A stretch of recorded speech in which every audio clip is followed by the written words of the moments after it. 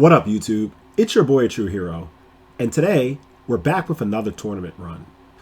This time, Peak of the Beak 3. Now let me explain to you how this tournament works. Usually, tournaments are either Swiss or double elimination, but this one is a multi-day Swiss event, which means you have up to 48 hours to schedule a match with your opponent and play your set. For this tournament, about 100 people entered, so it's quite a large Edison tournament. And my deck list is very similar to the deck list that I played at the 3v3 Gladiators of Edison 1, where I came in 3rd place. The only difference between that deck list and this one is the inclusion of Mind Crush. Mind Crush replaced Wing Blast. So let's talk about that. Phoenix Wing Blast is an amazing card, and a lot of Diva Hero players are starting to play it in 3, such as the one that went 9-0 at the recent YCS, and even Libido, and I'm sorry if I butchered your name, who topped with Diva Hero, also played triple Wing Blast as well. Once again, Wing Blast is a very strong card.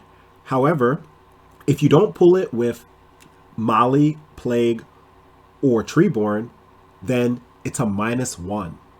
Now, Mind Crush, on the other hand, can also be a -1, but if you call correctly, the card becomes absolutely broken.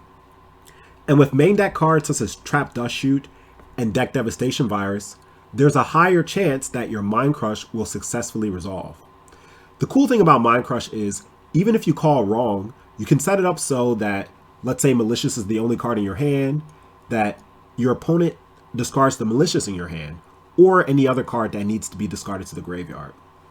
So anyway, that's the intro for this video. I've spoken a lot about Diva Hero in the past, and if you're interested in the full breakdown of this deck, then please check out my other videos where I explain in detail about each and every card in Diva Hero and why I play them.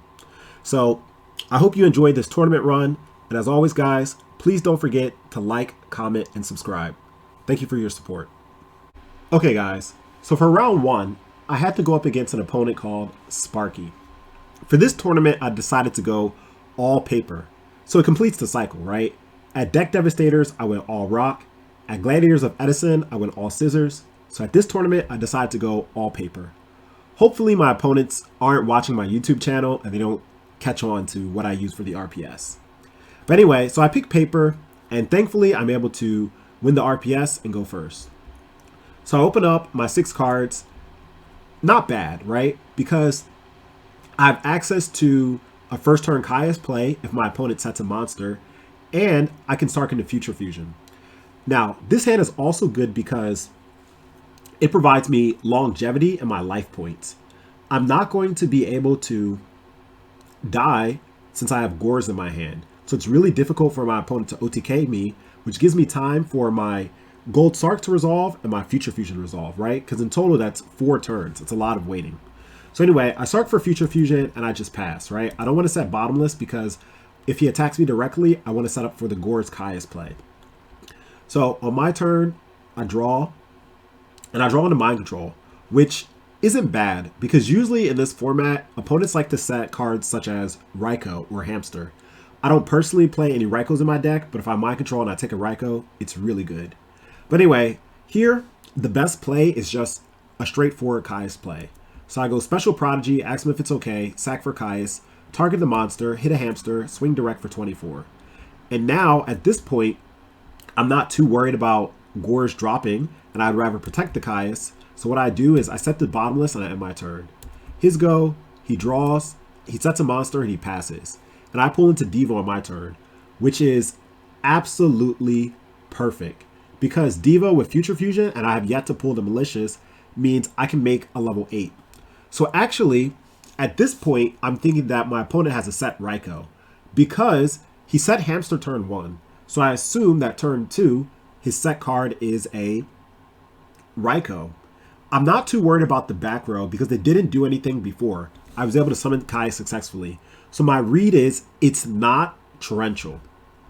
So what I do is I Mind Control, hopefully to get a Raikou, and I flip it up and it's Dandelion, which is really disappointing because if I Synchro Summon with his Dandelion, he'll get 2 tokens.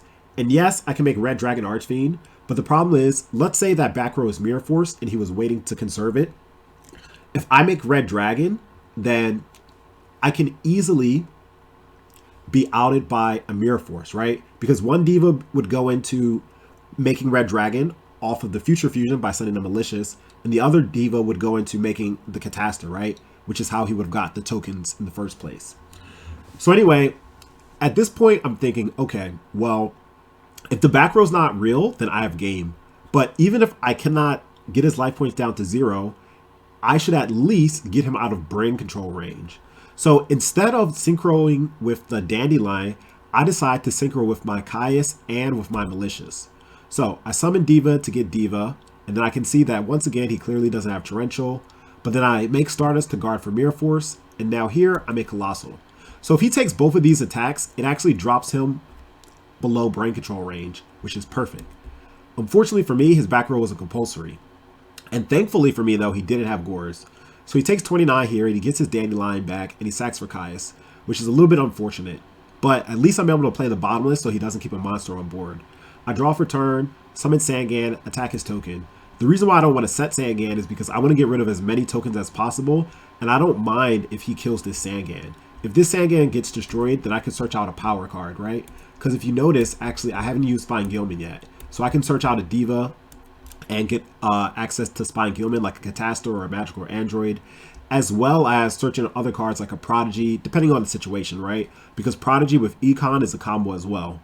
So anyway, I attack his token. On his turn, he summons Debris, he makes Black Rose, and I'm like, well, I'm okay if he blows up here. And he does blow up there because he doesn't want to have to deal with absolute 0.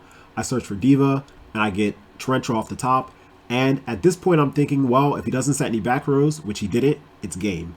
Reason being is because now I can finally get the Spine Gilman, Synchro Nagoyu, attack the token, and on declaration, activate enemy controller, switch the token to attack mode, and he takes 28 points of damage.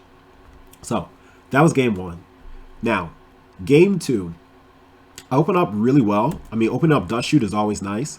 So usually I like to side out Dust Shoot game 2, or if I'm not going first, rather. But against a quick draw deck that's playing cards like Pot of Avarice, you always want to keep Dust Shoot in because that's a monster heavy deck, and usually they're going to have more than 4 cards in their hand. So I open up really well. This hand is really, really good. All right, so at this point, I can go for another Caius play, and I do have the Heavy Storm, but actually I want to save the Heavy Storm for later when I can get more value out of it, because right now he only has 1 back row. So for me, I don't think it's worth having 1 card. And even if he deals with the Caius, it's okay because I have Stratos in my hand to follow up for the next turn. So I go Special Summon Prodigy, sack for Caius, target the monster, and he goes Pulling the Rug, which is really unfortunate, right?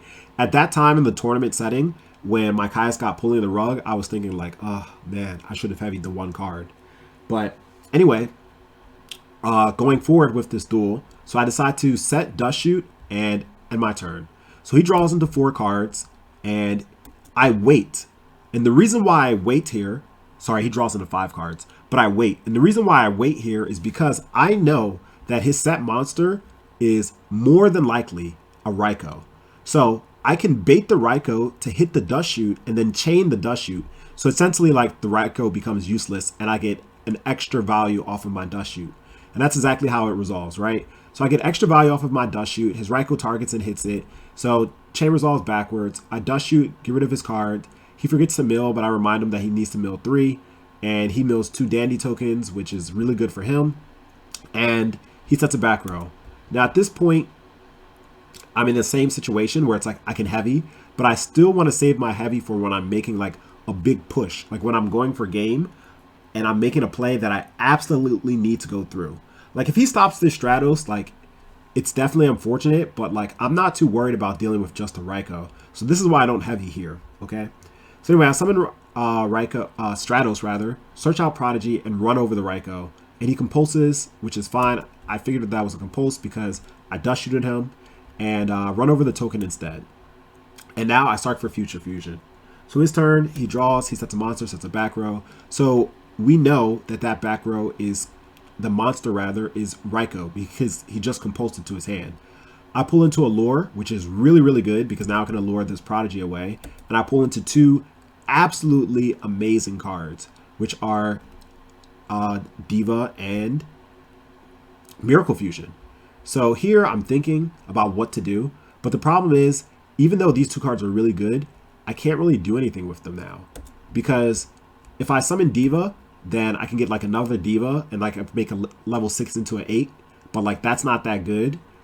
Or I can make a level 6 Brio, but that's also not that good against Raikou. And I can make GYBU, and that's also not that good, right? So pretty much, even though I have like a lot of good cards in my hand, with the current status of the game, it's not good to make a level 6 or a level 8. So anyway, I just decide to attack his Raikou. My Stratos dies, not the end of the world. He summons Debris, and then he makes Stardust. And at this point, I'm just like, really? That was the best monster to summon. Because now my Heavy Storm is dead, right? So I was saving Heavy all this time for when I needed to make a big push. And now my Heavy Storm's dead. And this would have been the perfect time to activate Heavy.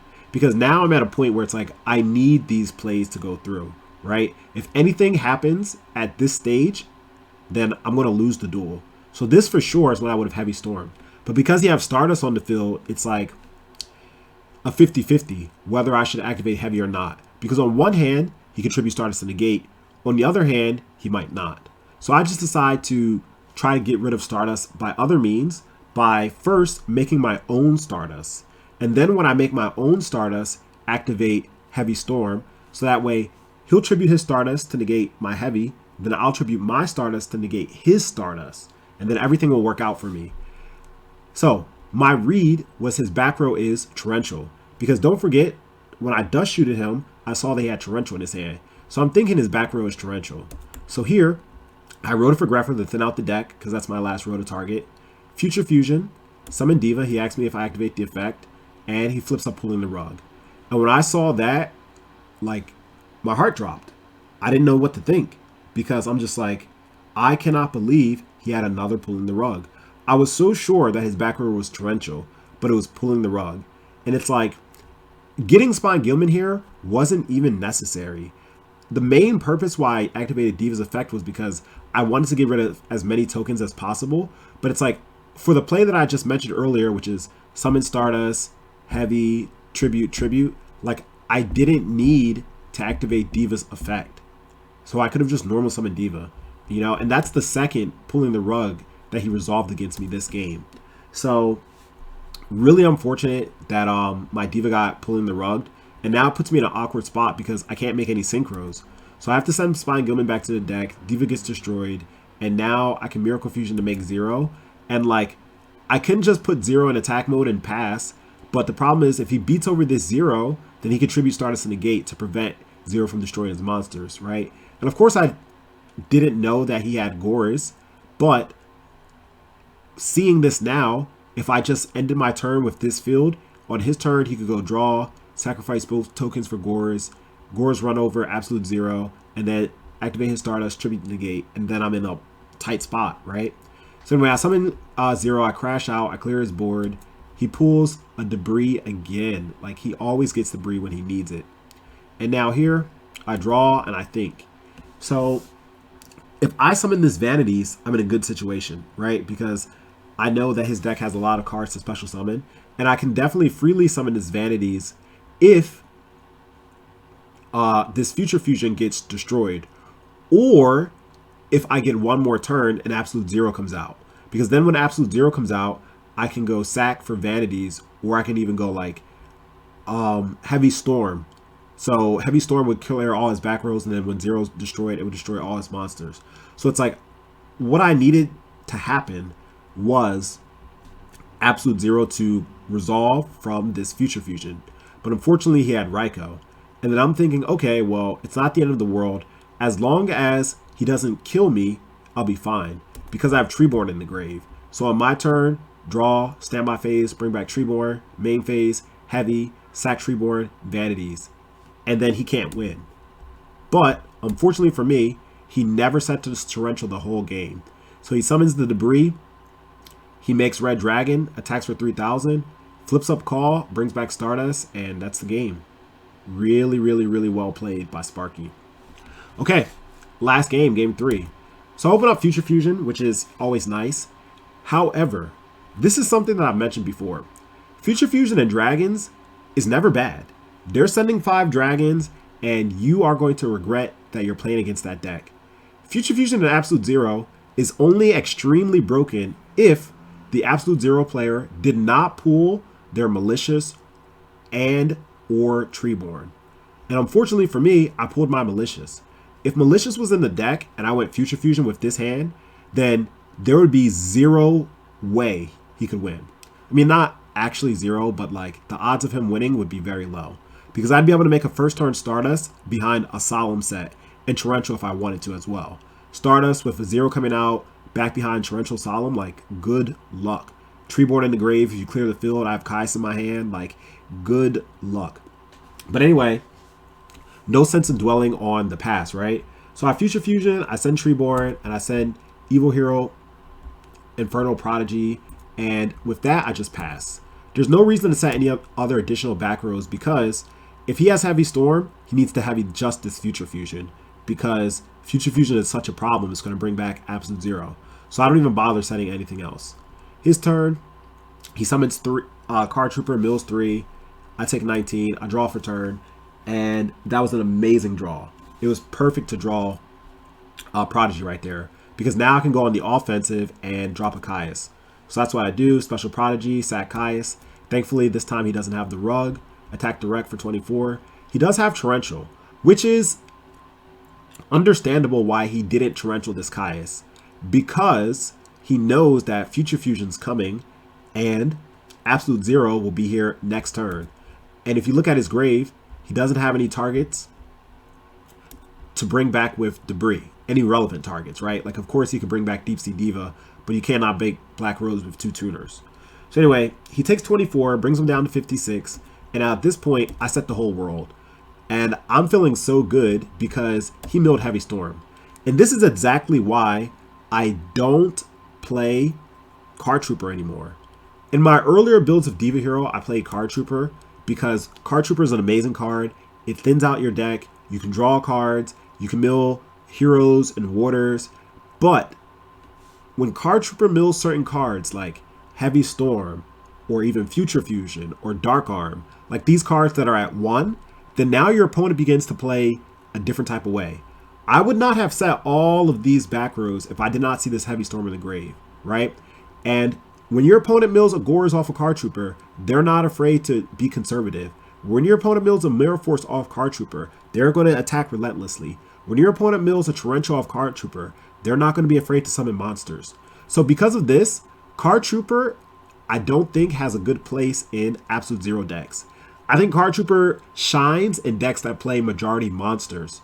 But in decks that play spells or traps that are really critical to the engine, Card Trooper is not the way to go. So anyway, I freely set the world without much to worry about. And my opponent goes normal summon Lone Fire Blossom. So here I'm not worried at all, right? Because if he gets Titanial, I can Torrential. But even if he doesn't get Titanial, right? Look at my hand. Next turn, I have Absolute Zero coming out and I have a Diva in my hand. So that means 0, I can pump up to at least 35 and just naturally run over Titanial. So I'm not worried about her at all. But to my surprise, he brings out Dandelion. So now 0 comes out and I think whether or not I should Solemn. And then I ultimately decide to Solemn because I'm like, this board is too strong just to lose to a Torrential, especially if he's going to get 2 tokens off of it. So I Torrential, and the reason why I thought about the Solemn or not is because now my life points are really low. If my opponent pulls a Brain Control, then he can just win, right? So that's why I thought about whether or not to Torrential. I mean, rather to Solemn. So on my turn, I Sark, and I Sark for Vanity's Fiend. The reason why I Sark for Vanity's Fiend, because I know if this card hits the field, the game is over. Like, another consideration was Dark Arm, because I have 2 Darks in the grave, and at any point I put this Caius or Malicious in the grave. But I ultimately decided that Vanity's Fiend would be the card that would win me the game. So at this point, I decided to get as much damage as I can, because last turn when I did a direct attack with Caius, he was not able to drop a Gores, so I figured that he doesn't have Gores now. So I summoned Diva, gets Spine Gilman, and Diva's powered up. Diva actually has an attack of 600, so Diva's strong enough to beat over Dandelion. So Diva attack, and then Caius and Gilman attack both tokens, and now 0 attacks direct for 35.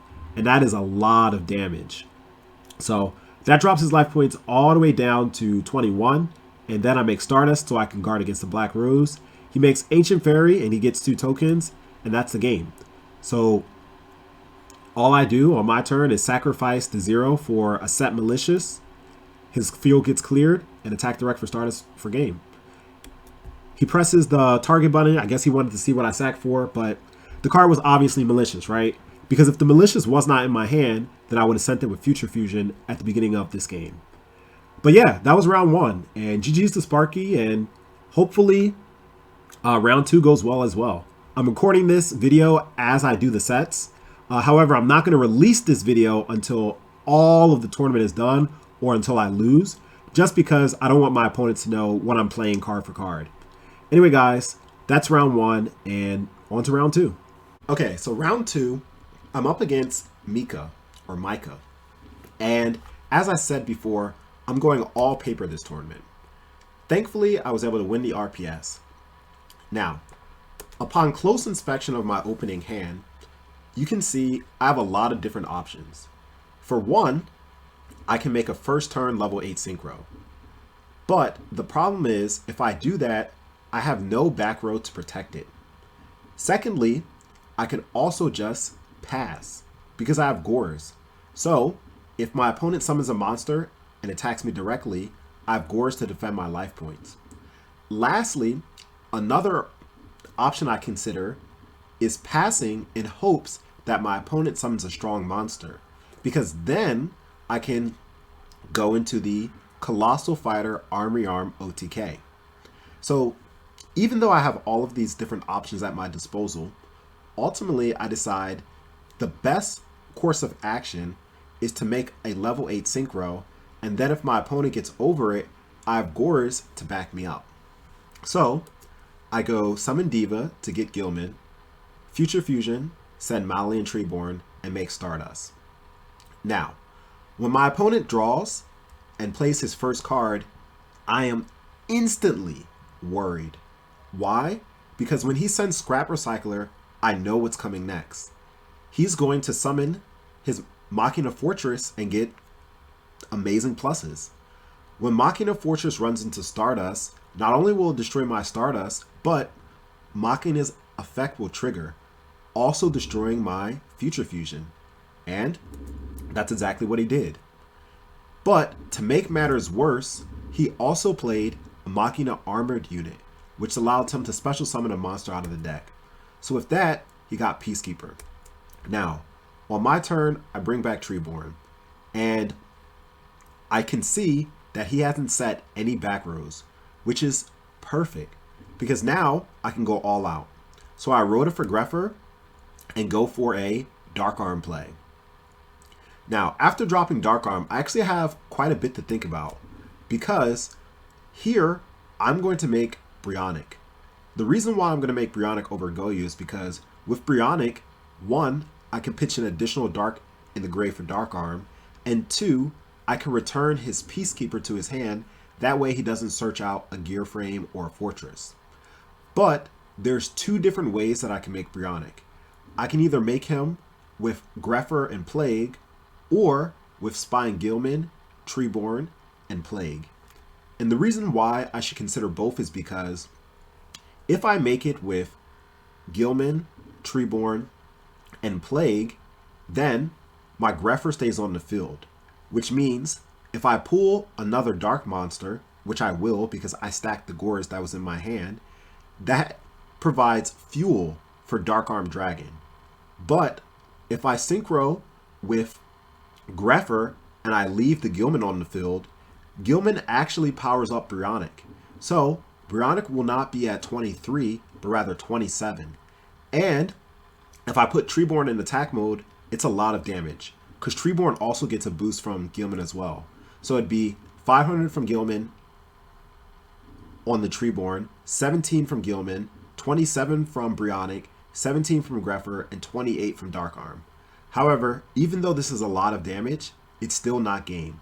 So my immediate thoughts are, well then, the way I can secure victory more securely is by fueling Dark Arm Dragon with Darks in the Grave. So I make Brionac using Gilman, Treeborn, and Plague. So after making Brionac and returning his Peacekeeper, and I destroyed his monster with Dark Arm's effect, I swing with all three. So that drops his life points really low. One thing I'm scared of at this point is, of course, brain control. Because if he brain controls my Brionac, just like that, I'm out of the game. But thankfully, he doesn't have brain control. You can't have it all the time, right? Sometimes, yes, but not all the time. So he makes Fortress, and he's actually facing a difficult decision. Should he destroy the Brionac, or should he destroy the Dark Arm Dragon? But he decides to destroy the Brionac because he has two amazing back rows that can handle Dark Arm by themselves. So on my turn, I activate Dark Arm's effect, and I thought about if I should activate Grepher's effect first, but then ultimately I made the better decision, because if I Grepher first and Dark Arm later, if these back rows are chainable, I lost my only chance at winning, because Gorz is going to defend me in case all goes well, right? He's like that get out of jail free card from Monopoly. Like, you know, you need him. So anyway, after activating Dark Arm's effect, unfortunately he has Regeki Break. So that forces me to go onto the defensive. And here, he brings back his Peacekeeper, draws return, and I draw a tomato, and I set it. So all I'm doing is playing the waiting game. Thankfully, he hasn't made any direct attacks to me yet. So he draws another back row, he sets it.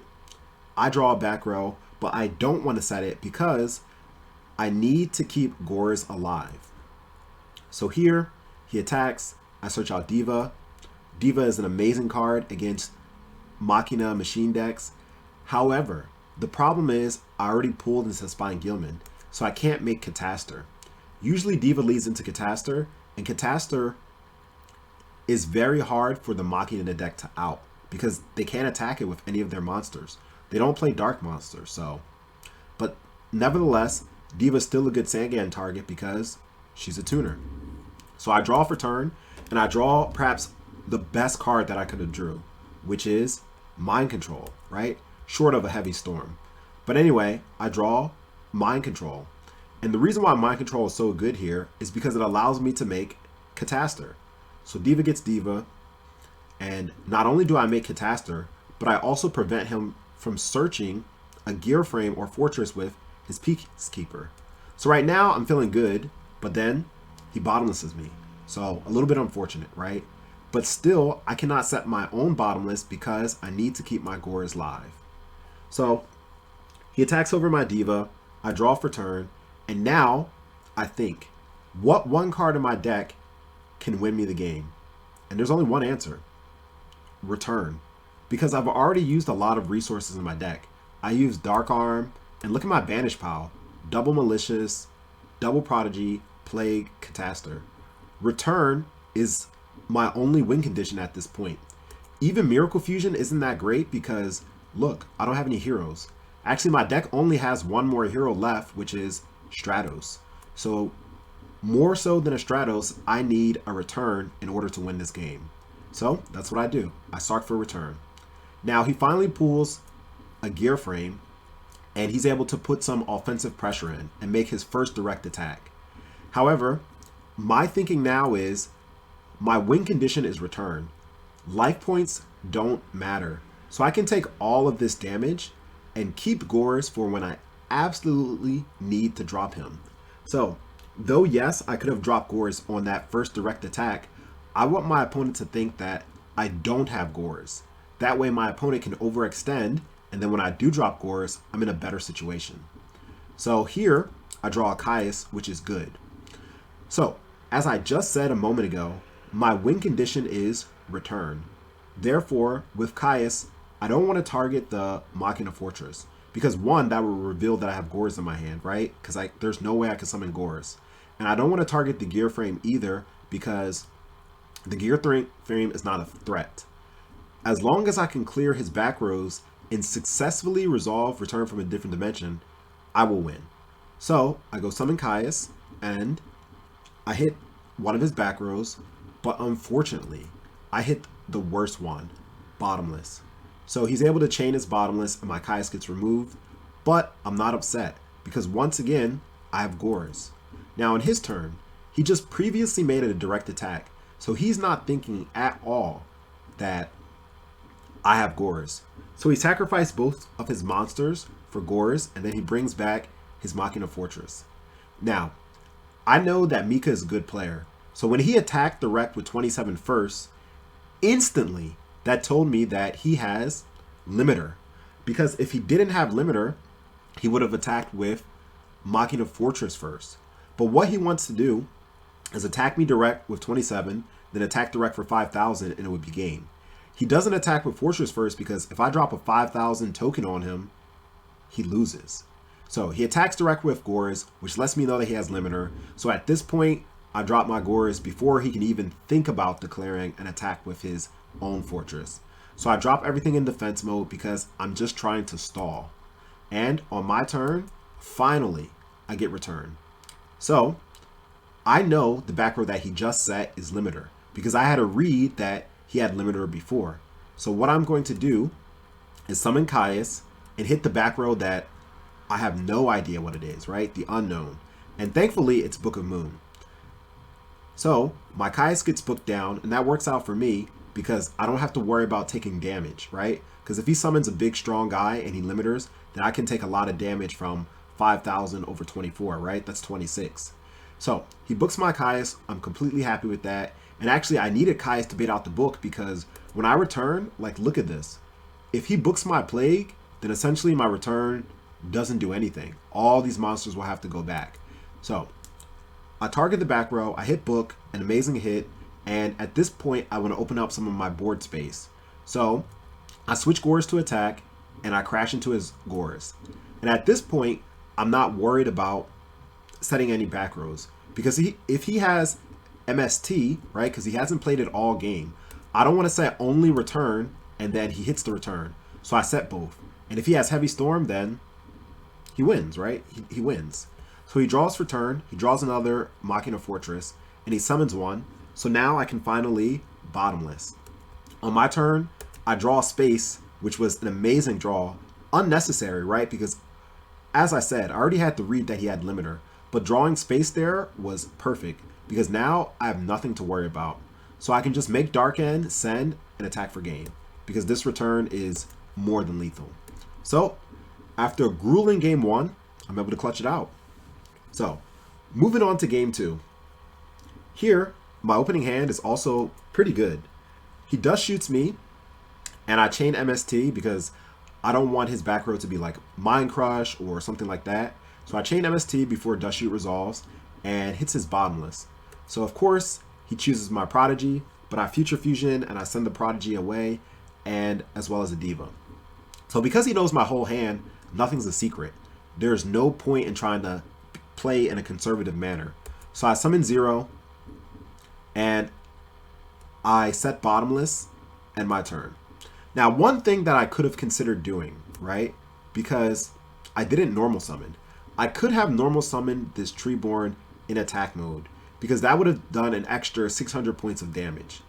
However, I decided it was best probably just to set the Treeborn. His turn, he draws for turn, he sets 2. And once again, this is another turn where I could have flipped up Treeborn and attack for an extra 600, right? So his life points at this point would be 1,200 points lower. And the reason why I shouldn't fear Torrential is because if he's going to Torrential, he's going to hit a Treeborn and a 0.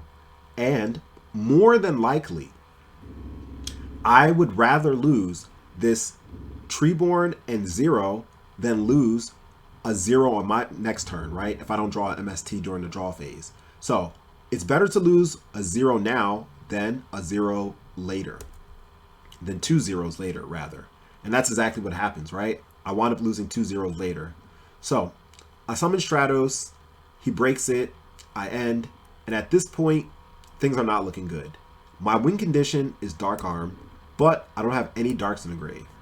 I have bottomless set, but I don't want to waste my bottomless on a gear frame. I want to save my bottomless for the fortress, and he knows that. So he attacks direct with 18, I draw for turn. I draw Malicious. Definitely not the best draw. Here, a Caius would have been wonderful. But, I mean, you got to play with the cards that you're dealt. So I get the extra draw into Brain Control, which is good, but not good enough. He does a really smart play here. Since he has this armored unit, he's able to crash into my Malicious. And not only is he able to special summon from the deck, but he's also able to search out a Gear Frame with Peacekeeper's effect. So that was a really, really good play by him. He runs over my Malicious, and at this point, I'm still thinking, well, my win condition is Dark Arm, because he's at 27. So if I drop a Dark Arm here, it's game. And now I have 2 Darks in the grave. So if I summon Card Trooper, or rather Brain Control Card Trooper, mill 3, and at least one of the targets are dark, I win. And even if 2 of the targets are dark, it's not a big deal because I can banish Malicious for Malicious, right? So the odds of me milling 3 darks are very low, but if I mill 1 or 2 darks, then I win. So I Brain Control, target his Card Trooper, but he has Book of Moon. Book of Moon saved him. Now, at this point, I need to allure, but I don't want to allure into the Malicious. I want to allure into a tuner, like a Diva or a Plague, right? So I decided to activate Allure after banishing Malicious for Malicious effect. Unfortunately, I just didn't get there. So, you know, once again, playing with the cards that you're dealt, I Miracle Fusion. Miracle Fusion, get rid of 2 cards, 0, runs over, and with that, he's able to special summon Scrap Recycler from his deck and send a Fortress. So my back rows are really good, right? Double Bottomless behind of 0 against a Machina deck. So I'm really, really confident with the way things are going, even though I didn't get a tuner to synchro with this Plague, rather Malicious. But then he drops an unknown card, right? This Cyber E card, which basically destroys, or rather sends, all face-up monsters on the field to graveyard, which then triggers Zero's effect, so his face-down Card Trooper goes and he draws a card. He draws into Gear Frame, plays it, pitches Machina Force in order to get Machina Fortress back on the field. I Bottomless, he chains Book of Moon. So far, Book of Moon is doing God's work for him. It already stopped the Brain Control play, which I would have won, and here it prevented his boss monster from getting removed out of the game. Book of Moon is literally doing God's work for him. All right, attack, I take 18, and at this point, there aren't really many draws that can help me, right? But I draw one of them, which is Deep Sea Diva, because this is one of the rare games when a true hero didn't pull into his Spine Gilman. So if I make Catastor, I'm back on the offensive. Plus, I have Bottomless set to prevent any disasters from happening. So I go summon Diva, effect, get Spine Gilman, and once again, Book of Moon being the MVP for this game. He plays Book, and he is able to book my Gilman. And at that point, I knew that this game was lost, right? There's not much I can do to get out of this situation. Of course, I Bottomless, but it just didn't matter at this point. He's able to Scrap Recycler, draw a card, and just continue to run over my monsters. You know, I don't want to scoop because this is tournament, but I already know that the game is lost. I Smashing, and like, I don't even get rid of a card that's useful, right? I Smashing, get rid of his Scrap Recycler. And the reason why I have Smashing in the sideboard is because it's good against this card, Machina Fortress. Anyway, I Smashing, his go, he breaks, and that's just game, right? Nothing I can do. So moving on to game 3. Now, I'm not going to lie. I feel really bad for Mika, or Mika, because literally every game, 1, 2, and 3, I opened up Future Fusion. So, like, if you're watching this, I'm sorry. Like, you definitely got sacked. And to make things even worse, game 3, look at this hand. This is literally the perfect hand to counter a Machina deck. Because not only do I get a first turn Stardust, as I did in game 1, but the difference is now I have something to essentially protect Stardust. If he summons Gear Frame, pulling the rug. If he summons Gadget, pulling the rug. If he summons Scrap Recycler, pulling the rug. The only thing that this hand kind of loses to is if he has raw Machina Fortress, right? Because then he can go Fortress, crash into Stardust, and then take out my Future Fusion just like he did game 1. But unfortunately for him, he didn't have it. So here, I actually contemplated making Catastor or making Stardust. But since I'm going to set a back row along with Future Fusion, I decided to go with Stardust because I don't want to lose to Heavy Storm. So I make Stardust and I set Pulling the Rug. And at this point, if he doesn't have the raw Machina Fortress, that's just GG. He summons Scrap Recycler, it gets pulled, and then I draw Solemn for turn. It's like, really, when it rains, it pours. I feel so bad for, my opponent this game. So I decide to put on as much pressure as I can. I Future Fusion, summon Zero, and I summon Stratos. And at this point, I don't need the plus from adding a monster to my hand. So I just decide to pop his back row. He chains it, it's Book of Moon. And Book of Moon went from literally doing God's work in game 2 to doing absolutely nothing in game 3. Like here, it's like, yes, he booked Absolute Zero, but I have another one coming on my turn. Plus I have Solemn, so it's like it's not doing anything. So he takes all this direct damage. And then afterwards, I set Solemn Judgment. So good luck. He sets a back row, sets a monster, and at that point, I knew the game was over. Because I can make Bryonic, and I'm not worried about his back row because I have Solemn. So during my draw phase, he MSTs, I tribute Stardust to negate, Zero comes out, flip up Zero, summon Plague, Synchro into Bryonic, and I didn't even have to use Cyber Dragon against this deck. Activate Bryonic's effect, pitch Cyber Dragon, return his monster, and that's game. He said he had a cool tech card, which was Cypher Soldier. So this card, not bad, right? Because if I were to attack it, his defense goes up to 38. However, at this point, if I made any synchro other than Bryonic, like let's say I made Goyu Guardian, then, of course Goyu Guardian would be not able to beat over this card, but Bryonic was the perfect card because I didn't even have to worry about Cypher Soldier's effect if I didn't pitch it. If I just raw attacked, then Bryonic would be able to beat over it because it's not a warrior, and then I'm able to just go for game. So anyway, round 2 was definitely a really difficult match. I feel bad for Mika. I hope we get to play again sometime soon, but on to round 3. Okay, so round 3, I'm up against GYBU. Now, unfortunately, I do lose this RPS, so that means I'm playing second. Looking at my opening hand, it is not good. I have a lot of good cards, but they're not good in the combination that I drew them. For example, Deck Devi doesn't do anything here because I pulled in the Spine Gilman. If I didn't have Spine Gilman in my hand, then actually this would be really good. Especially if I went first, right? Because if I went first, then I could go Diva, get Spine Gilman, set Deck Devi, pass. And that's a very strong opening.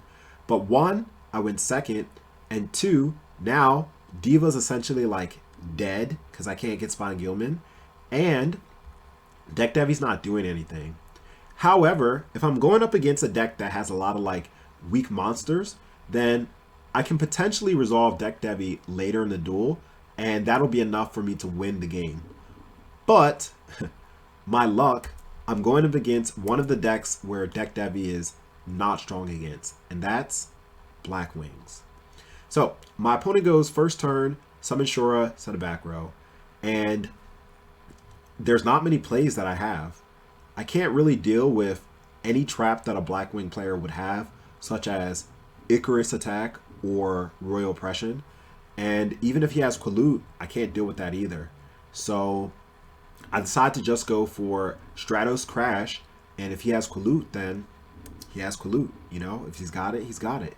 So thankfully for me, he bottomless right away. So I know, okay, well, he doesn't have Royal Oppression or Icarus Attack. So here I'm thinking to myself, all right, I'm going to set Deck Devi. And the reason why I'm going to set Deck Devi is because if I take his monster, then it would be easy for me to make a level 8 Synchro, and then I can Deck Devi him right away. But that was a misplay. Reason being is because by setting Deck Devi, it sets me up for Icarus Attack. Honestly, there was no reason to set deck Devi. Because if I was going to do the play that I just mentioned, I can set deck Devi after I make the level 8, right? Against most decks, you want to set it before, but Black Wings, you should not play into Icarus Attack, because when you do, you lose. Now, looking at this hand, I'm thinking, okay, I need to bait out. If he has Royal Oppression, I need to bait it out. So first, I special summon Prodigy. And he says, okay. So that tells me that he does not have Royal Oppression. But by doing so, now I set myself up for Icarus Attack. And this is why, once again, setting the deck Devi was a bad play. Now, of course, if I didn't set deck Devi on my turn, and I just go special summon Prodigy, and he says fine, and I go Brain Control, he still can actually Icarus Attack, right? He can target the Brain Control, and he can target the Prodigy. But at least I'm able to keep deck Devi. But this Icarus Attack right here was a 2 for 3. So I got absolutely ruined by it. So 1, my hand's not that strong. 2, I played in the Icarus Attack. Now, of course, there's arguments that can be made that I could have Brain Controlled first, but if I Brain Control first, then I can't bait out Royal Oppression. The reason why I summoned Prodigy first is to bait out Royal Oppression, because I don't want to go summon Diva and then he flips up Royal Oppression. Anyway, now I'm in a terrible spot, but at least I have Gorz and Solemn, right? So it's like, okay, well, Gorz and Solemn on their own can be enough to win a game. So I pass after attacking for 17. So his go, he summons Shura, and I'm like, wow, that is perhaps the best thing that he could have drawn, right? I would have taken a Blizzard because, you know, what is he going to make? Goyu or Brio? Like, that's fine. I would have taken a Sirocco, but Shura just puts me in, like, an awful spot. So here, I still am able to drop Gorz. And the reason why I drop it here is because against Black Wings, they're going to keep recurring advantage, and it's more time for him to draw power cards like Icarus Attack and Royal Oppression. And though Royal Oppression doesn't stop Gorz, the more cards he has, the harder it'll be for me to win. So I drop Gorz right away. But he has Brain Control, and since Shura negated Veiu's effect, he's actually able to synchro with it. So once again, I am just biting myself, like, you know, on my fingers. I don't know how this expression goes, but whatever. The point is, I'm just really regretting what I did. Because if I didn't do that, if I just didn't summon Spine Gilman and just let his Shura crash and I was able to drop Gorz, then, like, yeah, he still has an out to that too, because look at his hand. He can go special summon Gale and, like, half and then make Armor Master. But, like, that's much better to deal with than a Stardust behind a Shura and a Trap Dust Shoot, you know? So here, I draw for turn. He summons Blizzard. I check his grave. I see that he can make a level 6. And I just forfeit.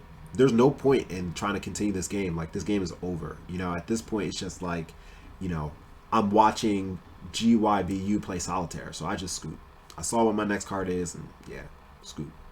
So anyway, now I look at my opening hand, and not bad.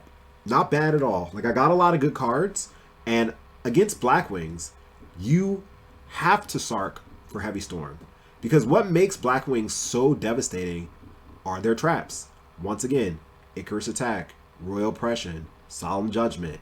Like, all these are trap cards that every Black Wing player utilizes, and they are so game-breaking. So, right away, I Sark for Heavy Storm. Rhoda for Stratos to get the plus, and I just pass. His go, he summons Blizzard, and he sets 4. And I'm like, okay, well, if you have Starlight Road, then you have Starlight Road. But anyway, I'm not going to play into any card unless I absolutely have to. So he Dust Shoots me, which makes me feel really bad because now he knows my whole hand.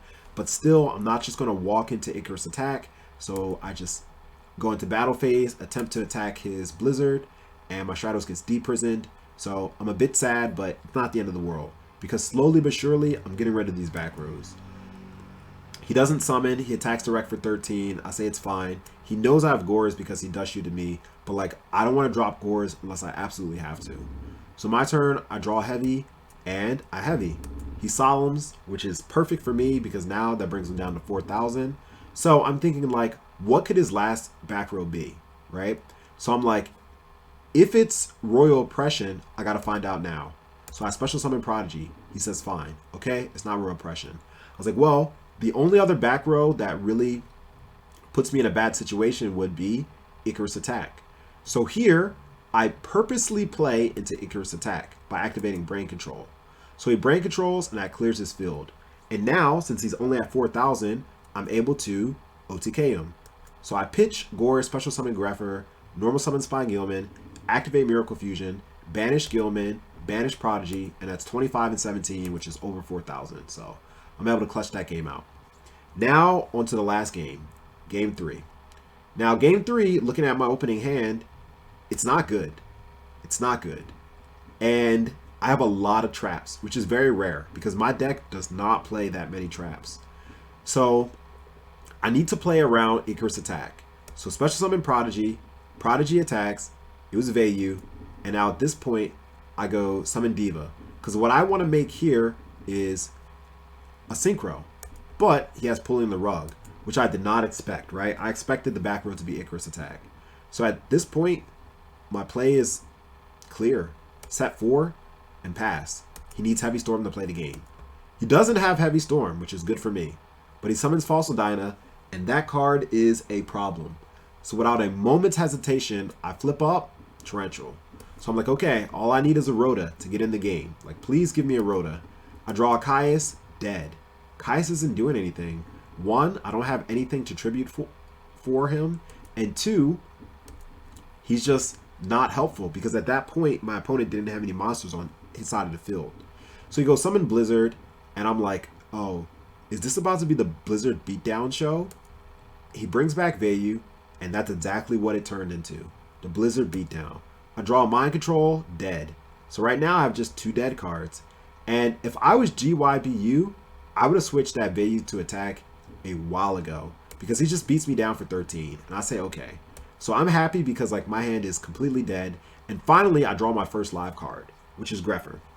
So here I go, okay, summon Grepher. He asks me for Prio, and I say no. Because I don't want to pitch Caius and not do anything afterwards. But this was a mistake. Because what I should have done is pitch Caius and then send Malicious. Because by doing so, I can banish Mali for Mali, activate Mind Control, and make a Stardust. So let's take a look at his back rows. Of course, I don't know what his back rows are at the time of this duel, but his back rows are Mirror Force and Pulling the Rug. And none of those cards stop that play, right? Pulling the Rug doesn't stop Malicious. Pulling the Rug doesn't stop Mind Control. So if I make Stardust at this point in the game, then like I'm in such great position because he loses both of his monsters, right? He can potentially Mirror Force when I attack his Vayu, but like odds are he's not going to do that because Vayu isn't worth protecting. So he'll lose both of his monsters. I have a Stardust on my field, and Stardust will be back behind Bottomless, Solemn, and Dust Tornado. So he just loses if I do this play. But I didn't do it. So I said no Prio, and now I'm losing to Vayu and Blizzard. He draws Royal, well, he had Royal Oppression, but he finally decides to set it, and I draw Diva, and I'm like, okay, well, with this, I can do some plays, because I didn't pull in the Spine Gilman. I go Diva, he goes Pulling the Rug, and I'm just like, okay, well, now I have to Solemn, because if this Diva play gets stopped, I lose. So I flip Solemn on his Rug, and then I'm like, all right, well, he doesn't have Icarus because he would have Icarused a while ago. I attack, and I run into Mirror Force, and that's game, right? I have Bottomless and Dust Tornado, but those cards aren't doing anything, so I just admit defeat, you know? So I lost that game, not because I drew bad, but because I misplayed, right? And that's a part of Yu-Gi-Oh! No matter how good you become, you know, there's going to be at least one point where, like, you misplay, or where you could have done a play better. And definitely at that point in time, if I sent Caius to send Malicious and then make Stardust, and even look, right, he drew Bottomless for his next turn, I pretty much win. Because Stardust back behind 3 real back rows and then drawing to Agoras as well. Like, I mean, of course the card would have changed because I would have banished Mali for Mali. But the point is, I would have been in such an advantageous position where it'd be hard to lose. But anyway, it's okay. I mean, that's why we have the next round. Anyway, on to the next, round 4. Okay, so round 4, I'm up against Livid. And thankfully, I'm able to win the RPS. So already, this tournament is going better in terms of RPS than my previous tournaments. I am 3-1. So I draw my opening hand, and I immediately begin to think about what to do. Generally, I don't like to overextend on the first play because when you do, if your opponent outs your first turn board, you lose. However, because I have return from a different dimension in my hand, I begin to think if I overextend, I don't lose. I can recur whatever disadvantage that I lost and win the game. So not only that, but I also have a back row to protect first turn Stardust, which is enemy controller. So I decide to go for it. So I wrote it for Greffer, activate Greffer's effect, pitch Molly, pitch Plague, and then I stack a card and make first turn Stardust. And I set 2. I set Econ and I set Return. Now, the order that I did it was important because I'm thinking like, I want to pull in a Caius next turn because I cannot think of a board that Stardust, Econ, Return, and Caius cannot out. So I banish Malicious first and stack Plague second. After doing this, I end my turn. His go, he upstarts. So when he plays upstart, I'm thinking, okay, I'm up against dragons. And he sets 4. And I'm like, okay, well, let's see where this game's going to go. So he doesn't do anything at first until I summon Diva. So I summon Diva and I activate the effect. He says the summon of Diva is good. And then I attempt to go into a synchro, but he asks me to go back. So I go back and he flips up macro. And I'm like, oh, this kind of deck. This is the second time in tournament I ran up against a macro/defisher deck. At my last tournament, I played against Gladiator Beast main decking Dimensional Fissure. So I'm like, okay, well, this isn't too bad because I have Return set. So I'm actually okay with any of these cards getting banished. Anyway, he macros and he does something that is not very common. He activates Macro's effect to special summon Helios. And actually, here's a little fun Yu-Gi-Oh! Fact for you duelists. Because Macro allows you to special summon a monster, if you have Royal Oppression set, you can actually Royal Oppression Macrocosmos, but only when it's first activated. It's pretty cool, right? Anyway, so he summons Helios and he torrentials. Activate Stardust effect because I can still activate Stardust though Macrocosmos is on the field. The problem is, of course, he won't come back because he'll get sent to the banish zone. So Stardust gets banished, and I'm like, all right, well, I'm just going to make Brio and clear his field, and that's going to be GG. So I make Brio, he bottomlesses, and here we get into a ruling dispute. So let's look at the text of Brio. It says here, you can discard any of the number cards to the graveyard, right? So that means that it's a cost to activate Brionic's effect. However, in the older versions of Brionic, the Edison version, it actually doesn't say discard to the graveyard. It just says discard. So if it doesn't have to go to the graveyard, that would mean you can still activate Brionic's effect under macro. But the ruling from the head judge, and this is right, I'm not arguing against his ruling, he's right. The ruling from the head judge was that the text of the old card is wrong, and you still have to pay the cost and discard to the graveyard. So that put me in a really awkward spot because I was planning on using Brionic's effect to return his last back row, just in case it's something like a Mirror Force, but I couldn't. So anyway, I get my Caius back, and I think to myself, okay, I have 2 options. I can wait 1 turn, and then if I wait 1 turn, I can sack for Caius, and then Caius hit the back row, and then return, or I can return now. So after careful consideration, I just say, well, I'm going to return now because Torrential is gone. So I don't have to worry about that card. And like, even if he does have Mirror Force, I'm getting back a Stardust with this return. So I flip up my return and I bring back 4 guys and I decide to make Darken Dragon. Because if all of these attacks go through, this is lethal. So I attack with everything, but fortunately for him, he has deprisoned. And by deprisoning the Dark End, that would mean during the end phase of this turn, my Bryonic and Stardust will go back to the Banish Zone because they were special summoned from Return. So, afterwards, I have my turn. He draws into a Book of Moon, and he attacks my Spine Gilman. So I'm thinking, okay, my attack 17, so I'm not too worried. And then he asks anything on attack declaration, and I say no. And then he plays his Book of Moon. So I chain his Book of Moon, because of course this card cannot be activated during damage step. I chain to his Book of Moon enemy controller. And he knows that I have Caius because I revealed it when I pitched it, attempted to pitch it to the Banish Zone with Bryonic's effect. So looking at his life points, 11, he just instantly concedes. So on to game 2. Now, game 2, I prepared as best as I could for this degenerate type of deck, right? Because any deck that's playing Macro or D-Fissure, you're not trying to have fun with your opponent.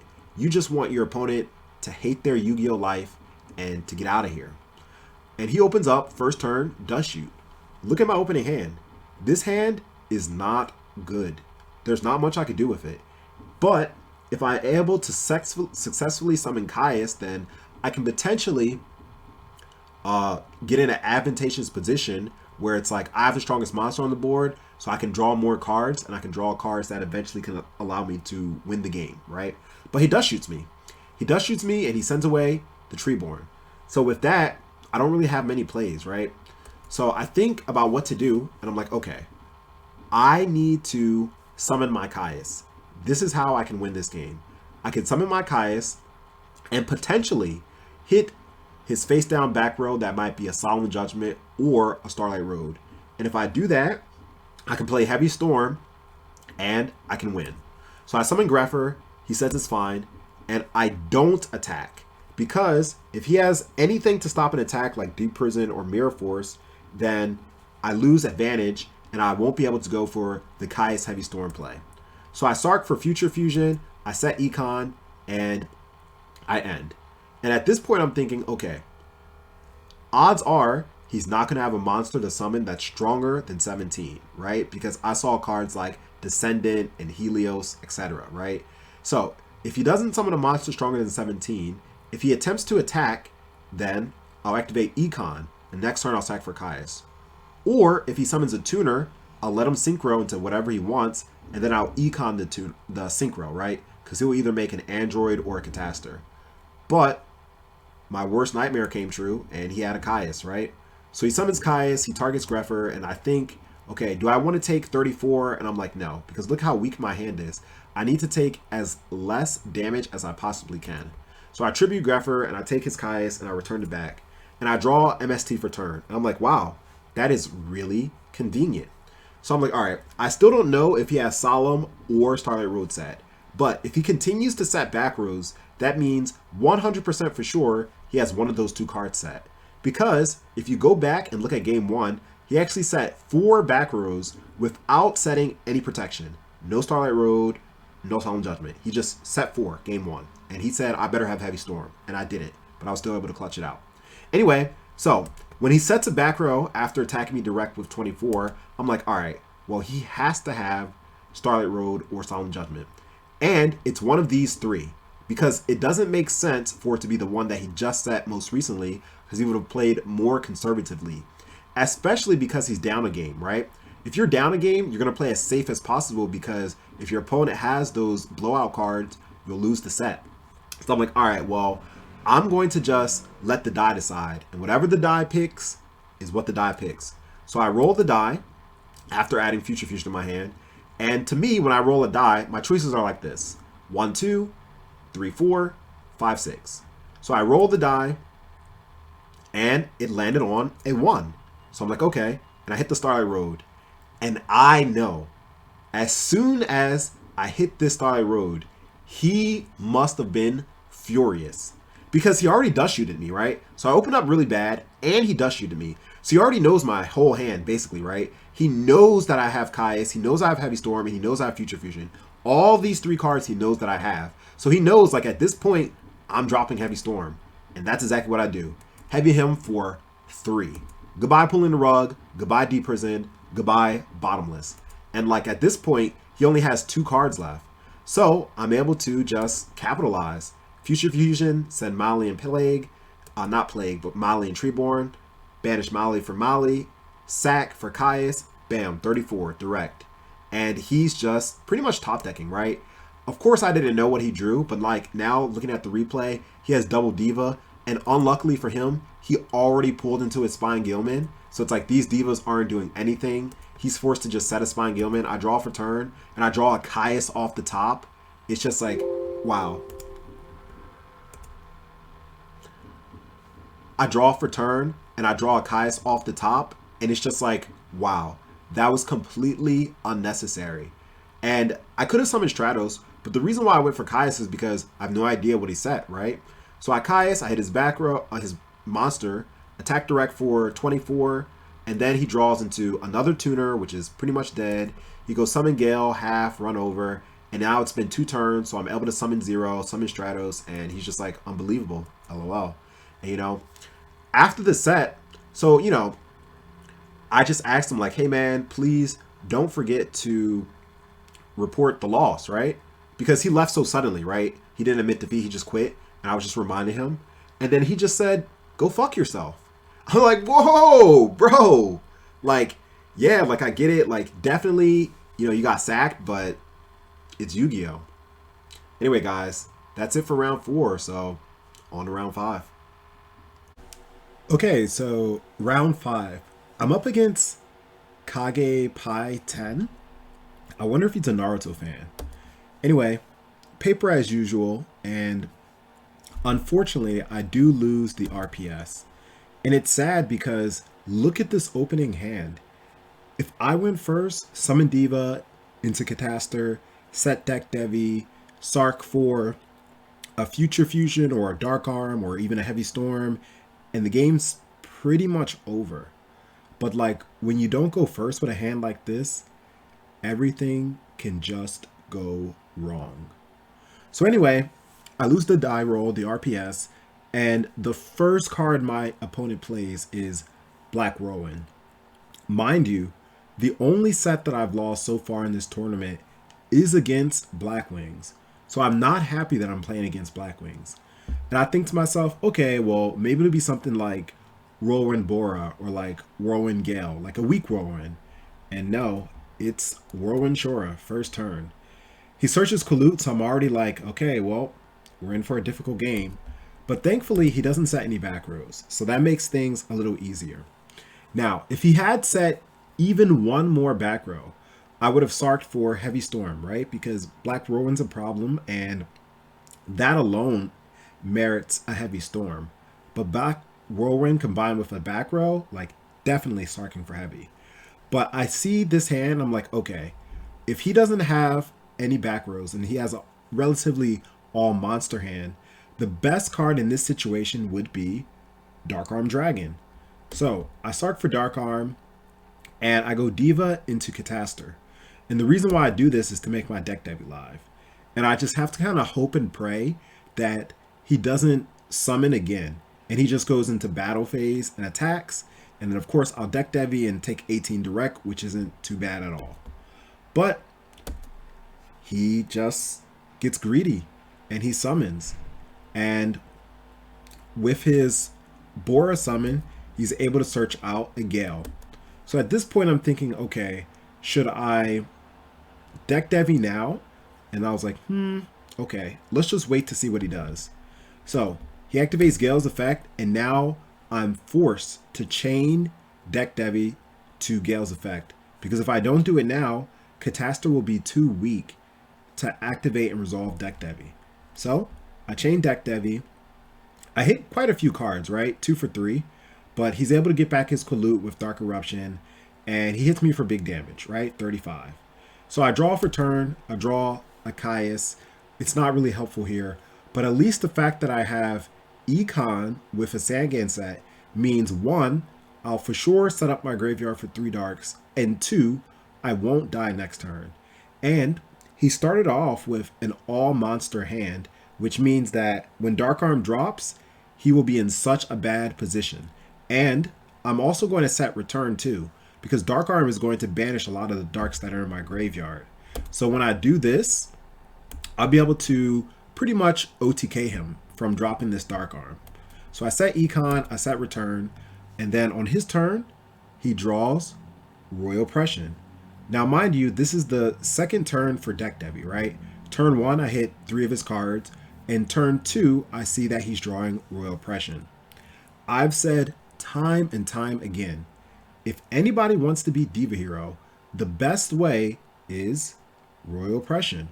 So he draws into literally the perfect cards, and he already had Solemn in his hand. So now he has Solemn and Royal Oppression, which means there's no way that I can summon Dark Arm next turn.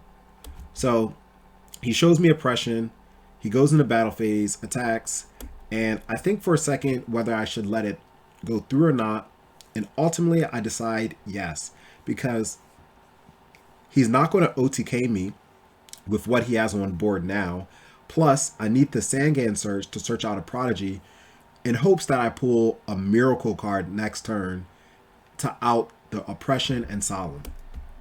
He searches Vayu, he attacks direct with Vayu, attacks direct with Bora. There's nothing I can do about that, and he sets 2. So now I draw Aggressive Return and I add Dark Arm. So at this point, my graveyard has 2 darks, but I can easily get 3, right? Special Prodigy, sack for Caius. The problem is, it's not a secret.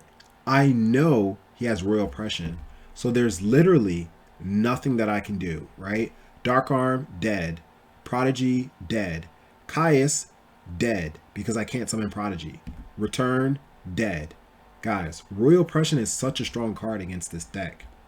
So anyway, I normal summon Greffer, run over his Vayu. I can't even run over the Bora because he has Qualut, so I just have to just hope and pray, right? Because on his turn, if he draws a card and it does nothing, he can attack with Shura, and I can Econ the Shura, switch it to defense mode, and as long as he doesn't get too aggressive and plays like his Solemn or like attacks with Bora and goes into Qualut, then I'll have a chance because I can Caius and target one of the back rows, the Solemn or the Oppression, and luckily draw like an MST or heavy and somehow win this impossible game. All right. So his turn, third turn for Deck Devi, and we get into an argument. My man Kage doesn't know how to count to 3. Though his name is Kage Pi 10, he can't count to 3. This is the third turn. Once again, first turn, I hit 3 of his cards. Second turn, I saw Royal Oppression. Third turn, now. And he thinks that it's 3 of my turns, though it clearly says on the card, right? On the end of their third turn. Guys, like, I cannot teach Yu-Gi-Oh players how to read. Like, the game is hard enough. Like, please learn how to read. And especially, this isn't even like a complicated interaction, right? Deck Devi is a common card in the meta now, so you have to know how to count to 3. So I just say, well, if you're not going to play correctly, we'll sit here and I'll call a judge. And then he's just like, okay, bro, just go. And like pretty much he's getting all mad and pissy at me, but it's like I'm resolving the card the way it's intended to be resolved. Like I'm just playing the game. And here he is trying to cheat when he already has game. He has game in so many different ways. Like he can literally do anything he wants and it'll just be game. But it's like, I'm going to play the game properly until the end. So eventually he just decides to drop his Qualut. He attacks. I go for the Econ play. He Solemns. And I mean, that's it, right? Search out Qualut. Qualut attack. Drop Qualut and damage that. Game 1 lost. He opened up so well. I mean, when Black Wings open up Whirlwind, like there's not much you can do. Now this hand is pretty good, but it's lacking back rows. And even though Mind Crush is really good, it's not going to help me just to blindly call, right? So this is the one game where I'm hoping he opens up like Whirlwind, right? Like I hope he goes like Whirlwind Shura and then add Qualut, attack, and then I go like Mind Crush on your Qualut and he just tastes his salt, right? But it doesn't work out that way, right? So I set Mind Crush. He goes summon Bora. And I hit the thinking face, right? Because I know if my opponent goes summon Bora, which is weaker than a Stratos, he has one of two cards in his hand. He has, or three, right? He has either Book of Moon, Gale, or Collude. So I think about calling Gale, but then ultimately I just decide, well, Gale is not a problem because he's only 1300. And if he makes a Synchro, I have Smashing Ground. So I'm not worried about Gale. So I just decide to let everything go through. He halves, he attacks with both, and my back row is Mind Crush, so it doesn't do anything. He sets a back row and he passes. Now here, I'm thinking about what to do. I have a read that he has Icarus Attack set. Generally against Black Wings, you always want to play like they have Icarus Attack. And it's just like, if he has Royal Oppression again, then I lose, right? He'll just 2-0 cream me because this hand, once again, does nothing if my opponent flips up Oppression. So I go Mind Crush and I call Collude. Thankfully, I called it correct. So now I don't have to worry about Icarus. And we can see, actually, his back row was indeed Icarus. So Special Summon Prodigy, sack for Caius, and here I hit the Bora. The reason why I hit the Bora is because it shuts off his level 6 plays with Blizzard. So that way I don't have to worry about Brionic, Armwing, or even GYBU Guardian, right? Those are all three very powerful cards. And yes, Gale is powerful too, but I'd much rather deal with a half monster than any of those three synchros that I just mentioned.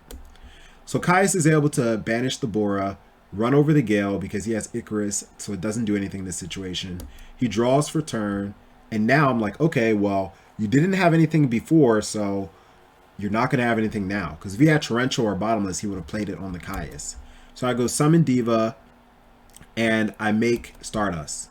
Now, usually, I don't like to bring out Spine Gilman when I summon Diva against Black Wings. Reason being is because he's sure of food, and then it allows my opponent to go into cards like Black Rose. But here, I'm not worried about Black Rose or even Armor Master, right? Because one, the Gale's in the graveyard. So there's not a good synchro he can make by destroying my Spine Gilman with Ashura, right? So I'm able to attack with both, get good damage in, set Solemn, and pass. His turn, he goes Summon Blizzard. I think for a second, and I just decide to Solemn because he hasn't had many plays all games. So I'm like, the only way that he wins this game is one, having a Dark Arm, right? Because if I Solemn this Blizzard and he drops Dark Arm, then he'll Special Summon Dark Arm, run over my Stardust, pop, and like, yeah, good luck, right? Good luck to me. So I just like, well, I don't think he has anything. So I flip up Solemn and he concedes. So I'm able to clutch out game 2. Now, lastly, game 3. So if you look at my opening hand, it's not good. In his opening hand, he could have definitely done a bunch of different plays, right? If I was him, I would have first turn made Armor Master, right? Summon Bora, Special Summon Gale, set Deck Devi, Synchro Armor Master, end. And like Armor Master by himself is hard to deal with. And then like even this hand, right? Like I go Allure, he can go Chain, Deck Devi. And like now my Plague Spreader's gone, right?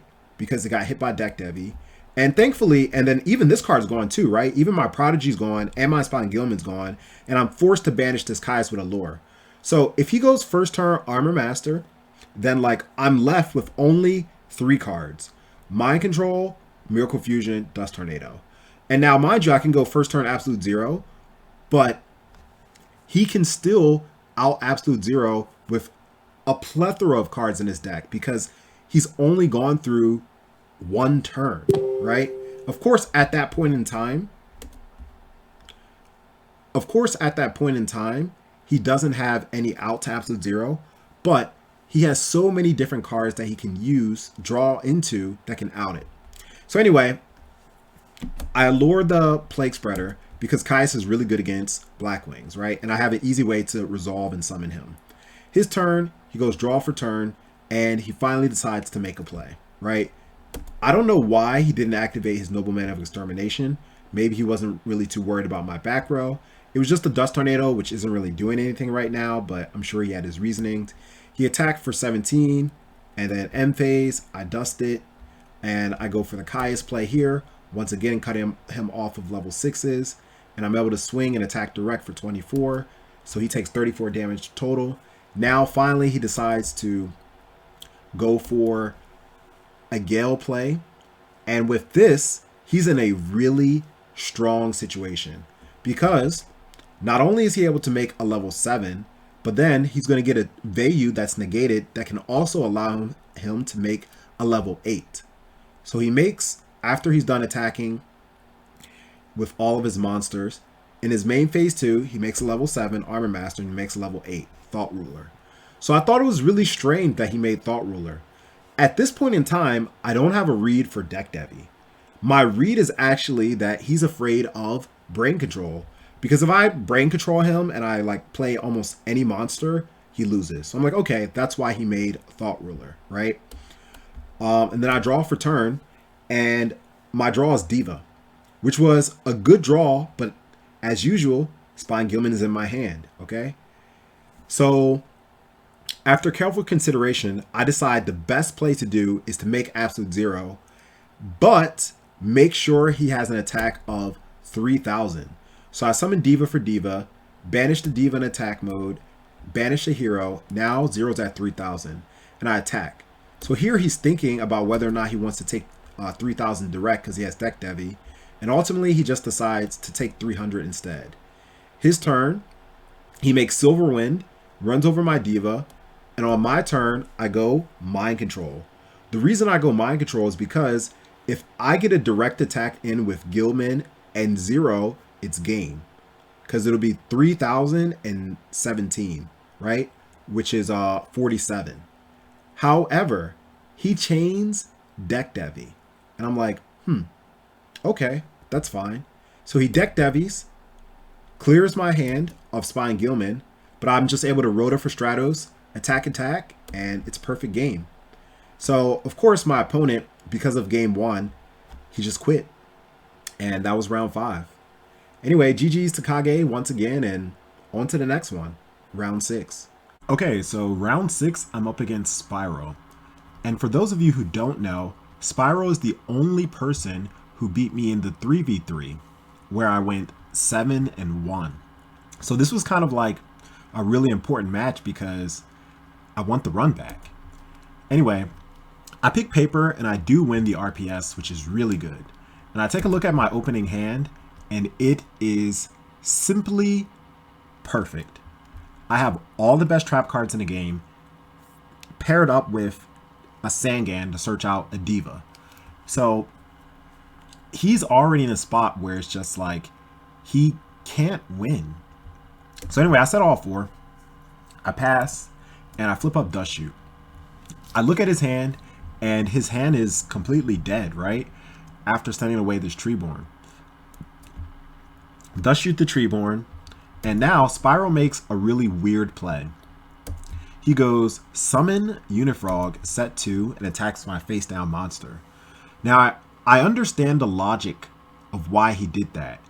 He had a read that I had Morphing Jar set, right? Because generally when a player goes set a monster and then set 4 or 5 back rows, they have Morphing Jar. However, even if his read is Morphing Jar, in the Frog deck, it's not wise to set Salvage because this card can be a dead card and it can lock you out of your usage of Treeborn Frog. So anyway, as you guys know, I did not have Morphing Jar set and it was just a Sangan.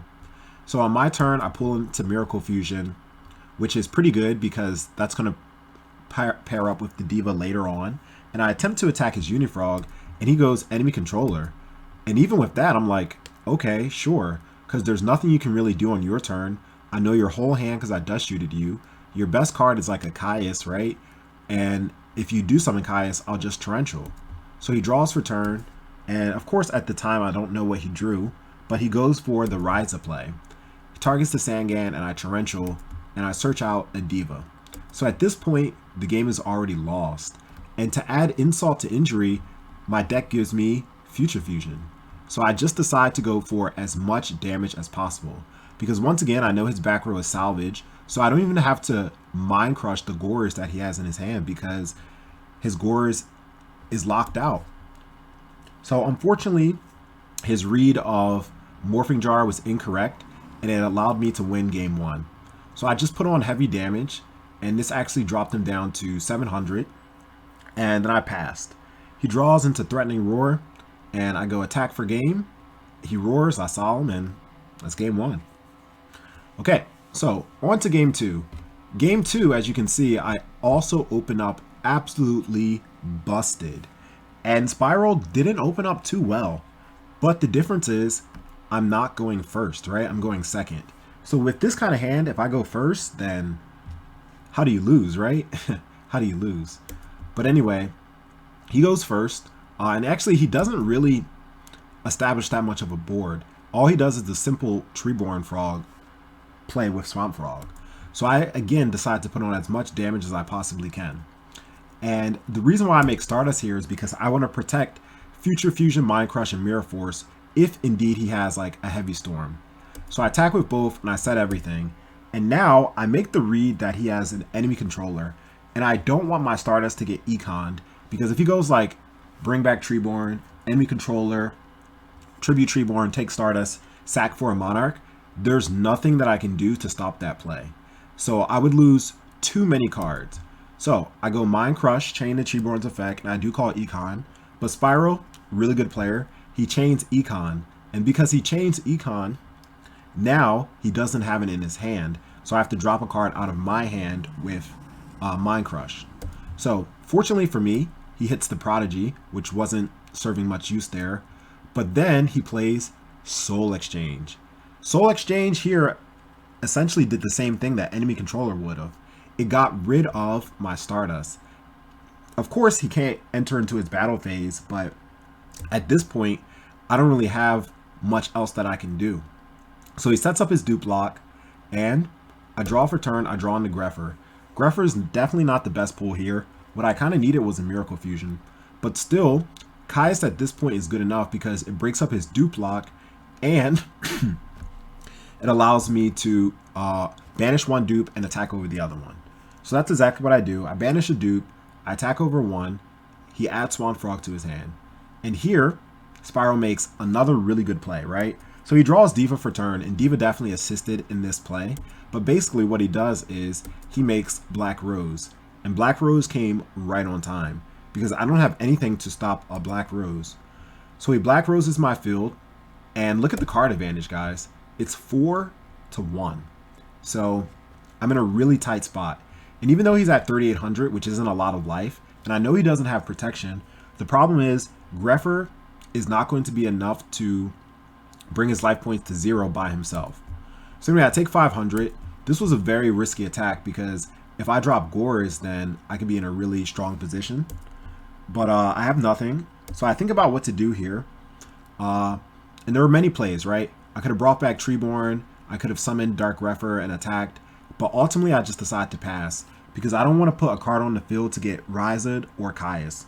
So I pass, and at this point, this is when Spiral takes the game into his favor. He summons Diva off the salvage, and he just begins to attack with everything. Everything got a power up because of Spine Gilman, and even this Treeborn, which is in defense, is also stronger too.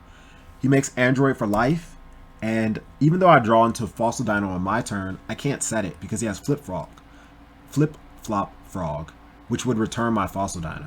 So now I'm forced to attack the Flip Frog.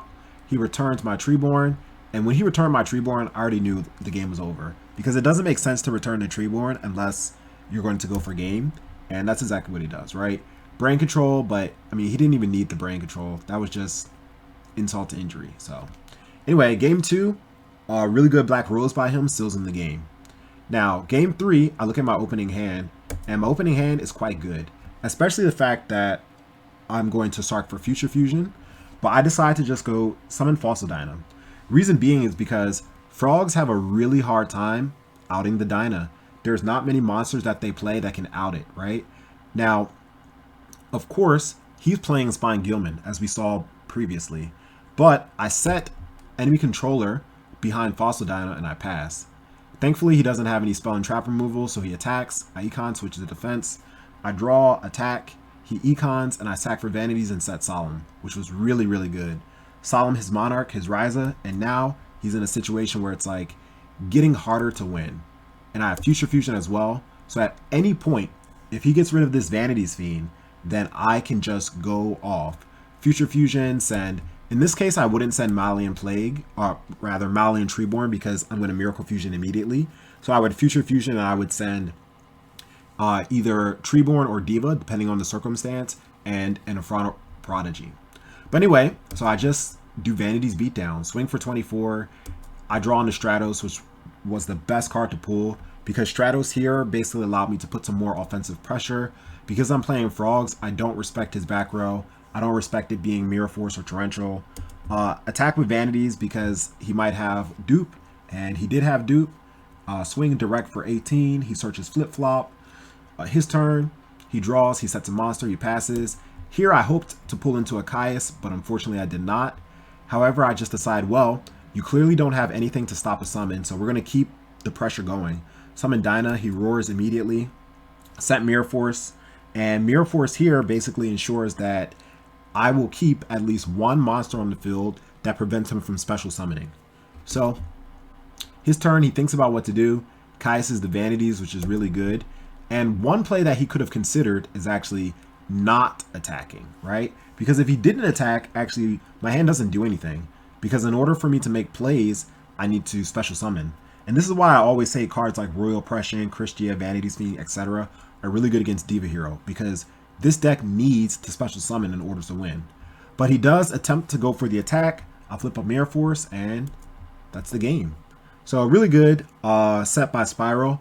I'm happy I was able to get the run back and win. And that's it, guys. On to round 7. Okay, so round 7, I'm up against Ryanide. And this set is very important because if I win this set, I'll make the top 8 cut. Same goes for Ryanide as well. As usual, I start off with paper, and unfortunately, I do lose the RPS. I'm happy to see that he's a fan. Now, upon first look at my opening hand, it's actually not that good because, as you know, I don't play any discard traps, so Malicious in my hand is kind of dead.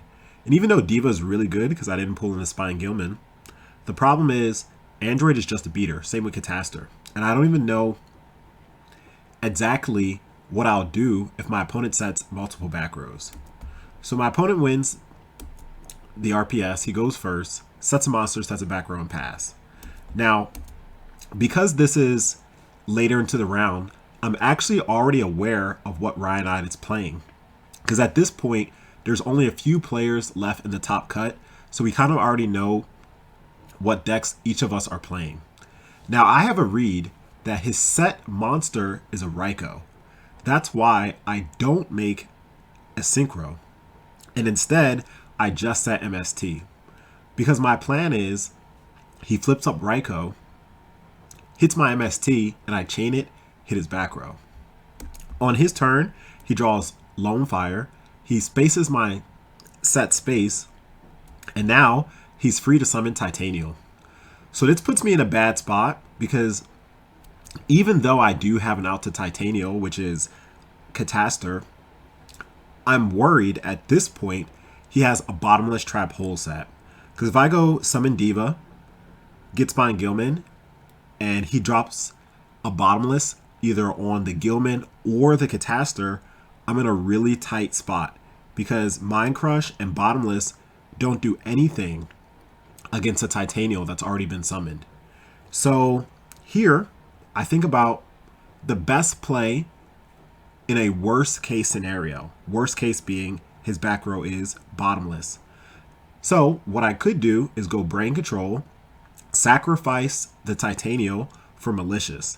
And I already have a read that his set monster is Raikou. So then Malicious attacks Raikou. Raikou will destroy the Malicious. Then I can set Mind Crush and Bottomless. And on my next turn, make a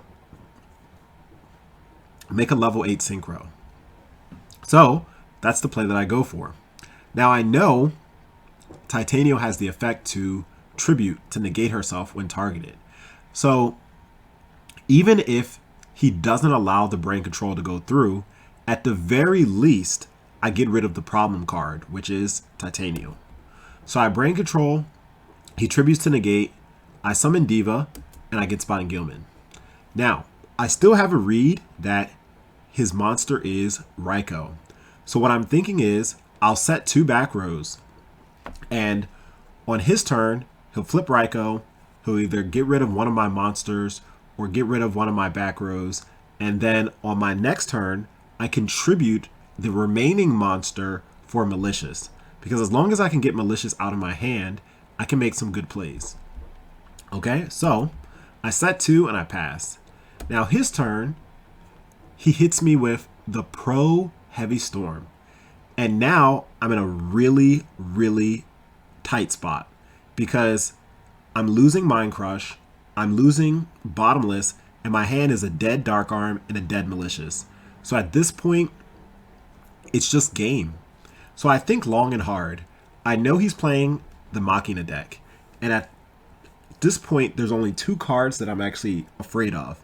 And that is Brain Control, of course, because he can do a lot of plays with taking my Diva, and Machina Gear Frame. So I go for the blind Mind Crush, and I figure, well, if I call wrong, there's a 50% chance that Malicious will go to the graveyard. And if I call right, it'll be beneficial. So in this case scenario, I Mind Crush and I call Gear Frame. And thankfully, I called correct and got 2 for 1. But the 2 for 1 actually winds up biting me because that gives him exactly 5 monsters in the grave. So he's able to play and resolve his Pot of Avarice. So he avarices, sends back a lot of problematic cards, and he draws 2 amazing cards. He draws Machina Fortress and Machina Force. So now he's able to clear my board. He summons Fortress, runs over my Diva, and then flips over Raikou to take out my Spine Gilman. Looking at my hand, what I need to draw in order to out this board is a Dark Grepher. Because if I pull Dark Grepher, I can make a synchro play by pitching this Molly. So I draw for turn, and I draw Allure. I'm like, okay, Allure's not a bad start. So I Allure, and I immediately draw a second Malicious. And I was like, really? I guess I'm just going to, lose this first game badly, even though I made the right call with Mind Crush. But thankfully, the next card that I draw into is Dark Grepher. So unfortunately, I do have to get rid of the Dark Arm here because if I banish the second Malicious, I can't make any synchro plays.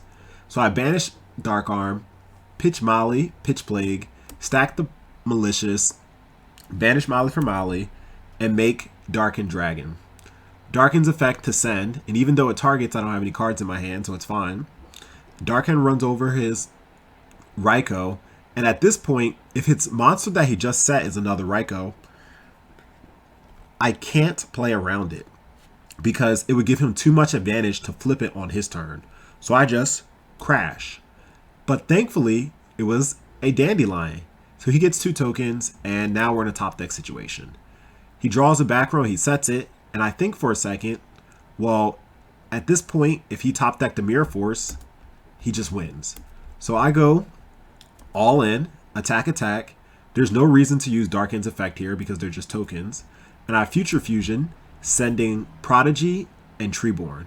So now I have a 0 coming out in 2 turns. So slowly but surely, I'm pulling out of the tight spot that I was in earlier. He draws, he sets a monster, and he ends.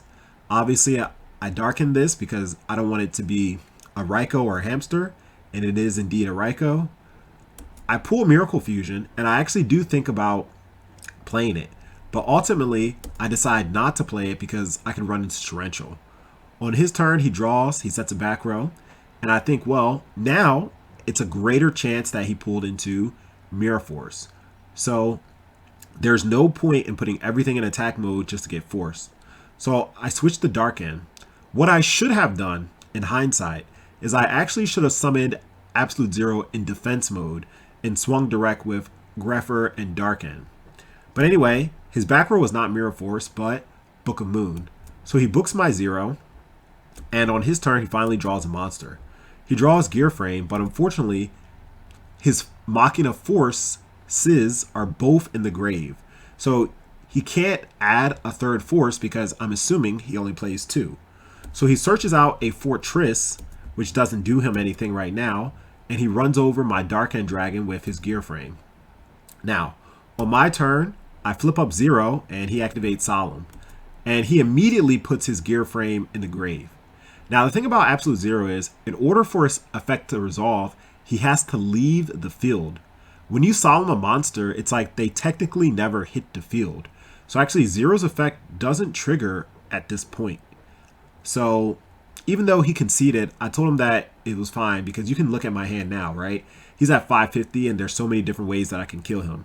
Sack for Caius or Miracle Fusion. I obviously have enough targets to banish to make an Absolute Zero. So this game was over regardless. So thankfully, I'm able to win game 1. Now, game 2, I open up pretty average, right? This is not the hand that you really want to see. So I actually have a lot of different plays. Because there's 2 back rows, like, I'm going heavy. Like, this is a easy +1. So my first move that I make is Heavy Storm. Now, I have a read that, once again, he has a Raikou set.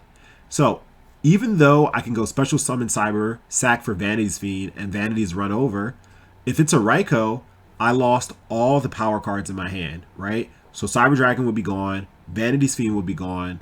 I already played Heavy Storm, so my hand would be Return, Spine Gilman, and Malicious. 3 cards that do absolutely nothing. So I'd much rather save Cyber Dragon for when I need to make a big push and get rid of some of his problem cards. So instead of sacking for Vanity's Fiend, I just summon Spine Gilman. Because if Spine Gilman gets destroyed by a Raikou, it doesn't matter. But his monster was actually a Dandelion, which made me regret, of course, not summoning Vanity's Fiend. Looking at the replay, I can see he definitely did have an out to Vanity's Fiend because he held on to his Book of Moon, right? So at any point in time, he could have outed Vanity's Fiend if I summoned it first turn, as soon as he pulled a monster. But anyway, right now his hand's still not that good, but at least he's able to dust shoot me, right? Because I have 5 cards in my hand. So I attack with Spine Gilman and set a back row and I pass. He actually chooses not to dust shoot me, which is really interesting. And I guess his reasoning was because if I'm not going to commit anything to the field, my hand must be weak and there's no reason to make it weaker. Maybe he's looking for the prime opportunity, like when I have a big push, and at that point, he'll dust shoot me. Now he finally draws into a monster, which is really good for him, and he adds his Fortress. But he doesn't get hyper offensive because he realizes at this point, if I Torrential him, he loses, right? And I actually was waiting for him to summon Fortress because if he summoned Fortress at this point, I would have flipped Torrential and look at his hand, right? This back row is Trap Dust Shoot. Like, yes, he'd be able to send back a card in my hand, but his hand would just be Book of Moon and Heavy Storm. Like, he doesn't have anything, so he would just lose. So he made a really smart read by not summoning the Fortress. He sets Heavy Storm in another back row, and he passes. So I look at my hand, and my hand is still not that good. And to make matters kind of worse, like, I already used Spine Gilman. I drew into it, as usual. So even Diva doesn't do much here. So one potential play is Special Summon Cyber Dragon, Contact, and make sack for Vanity's Fiend. Or even Special Summon Cyber Dragon, Contact, Attack, sack for Vanities. The only problem with all of these plays is they lose to cards like Bottomless, Torrential, D-Prison, Mirror Force, and look at his grave. There's only one trap card in the grave, which is Wing Blast. And when I see set 3, like, and I've already used Heavy Storm, I have to be very cautious of how I summon my Vanity's Fiend. When I summon Vanity's Fiend, I want it to be in a position where he can't out it. So I just decide to think for a bit, but as I'm thinking, he actually dust shoots me. So this was a really good time to use dust shoot, right? He dust shoots me, he sends back my Cyber Dragon. So now there's not much to think about, right? I only have one play, which is to summon Diva. So I summon Diva, and I get another Diva, and he thinks for a second, but he lets it go through, and I crash his token and set a back row, and I pass. Now, the reason why I set return here is because he dust shooted me, so he knows that I have Return. It's not a secret. And he has 2 back rows himself, so I'm actually not worried about Heavy Storm. But lo and behold, he does indeed have Heavy Storm. So at this point, I felt kind of like icky, right? Because the Heavy went through, I lost all my back rows, and I lost both of my monsters, right? Once again, even this situation, like if that Heavy would have went off, rather if that Torrential would have went off, I would have been in such a strong position. But the Heavy Storm got me, right? And I can't complain because it started off where I got a +1 from my Heavy Storm, and even though he went 2 for 2 off his Heavy Storm was much more impactful because he did his Heavy Storm before making a push. And honestly, I think that's the best way to use Heavy Storm. If you're going to Heavy Storm just for like an instant +1, it could be argued that it's a little bit of a greedy play. But when you use Heavy Storm right before you make a push to ensure that it goes through, those are usually the best Heavy Storms. So anyway, I lose both of my monsters, and I'm thinking, well, I need to top deck a Future Fusion, right? Or a Dark Grepher. Either way, a Caius is not helpful in the situation because I don't have any Treeborn, I don't have Brain Control, I don't have a way to summon any of these high-level monsters in my hand. Right now, all 3 of these cards are dead. So I'm like, okay, next turn, I can still out his board if I pull a Dark Grepher. So he draws for turn, he attacks with both, and I'm fine with that because it doesn't get me lethaled.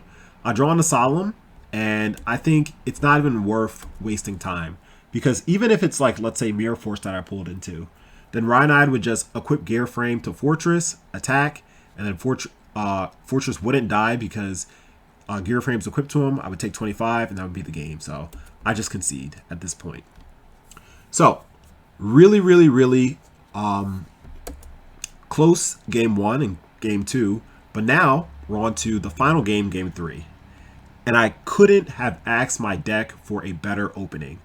This is what every Diva player wants to open up with. Future Fusion without Malicious, a Tuner, and at least 1 trap. And I got the best trap that I could ask for because Bottomless stops Fortress and it also stops Titanium. So, of course, I pulled into Spine Gilman, which I'm not happy about, but still, there's no reason to complain because the rest of my hand is really good. So I go for the Future Fusion play. He doesn't have Crow. I make Stardust and I set Bottomless. He does have the first turn Lone Fire, so I'm like making a small prayer, right? Please be in your hand, Titanium. Please be in your hand. But unfortunately, it wasn't. So I'm forced to Bottomless here. So I draw for turn and I think I can summon Spine Gilman and attack. The problem is if I go attack, then he could drop a Gores on me. And if he drops Gores on 2500 Stardust, even if I smash and ground and get rid of his Gores, a Gores token with attack of 25 is very problematic. And I don't have an immediate out to it. So I don't even want to risk running into a Gores. So I just attack for 25 to see if he has anything. Thankfully he doesn't. So I just go and I end my turn. Right? I don't want to waste any of the cards in my hand because Caius doesn't do anything. Diva doesn't do anything because I have Spine Gilman. And I could just summon Spine Gilman, but it can easily get beat over by Card Trooper or Gear Frame or Fortress. So it's just food for his deck, basically. So there's no reason to summon a Spine Gilman. So anyway, on his turn, he draws into Gear Frame for turn. And looking at his hand, that was the best draw that he could have asked for. Because if he didn't pull a Gear Frame or like a Machina Fortress, right? If he didn't pull one of those 2 cards, then he would not have been able to take out my Stardust with his current hand. And because there is no back rows on my side of the field, if he summons Fortress and crashes, he gets to get rid of 2 of my cards, my Stardust and my Future Fusion, which is going to bring out my Absolute Zero. So anyway, unfortunately for me, he goes summon Gear Frame, pitch Trooper to summon Fortress, Fortress crash out into my Stardust, clear both of my cards, attack direct for 18, and I draw into a Solemn. Solemn, definitely a really good draw here, and I think long and hard about what is the best play to do, and ultimately I decide to go sack for Caius. I'm still a little worried about Gores, but because I have Plague Spreader in the grave, I figured that if he does drop a Gores now, I can smash and ground and make Dark End, so it wouldn't be the end of the world. So I tribute Treeborn for Caius, banishes Gear Frame, swing for 24, set Solemn. So I'm feeling really confident, right? But then hits me with the MST, and I'm like, well, now I'm a little naked, right? There's no defense, nothing to protect this Caius.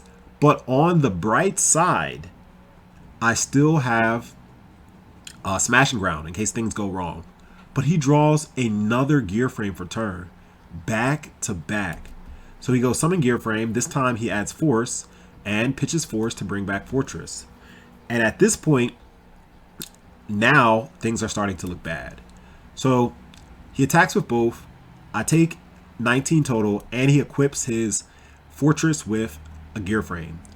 Thankfully, he doesn't have any back rows. So I need to think of what is the best way that I can kill him.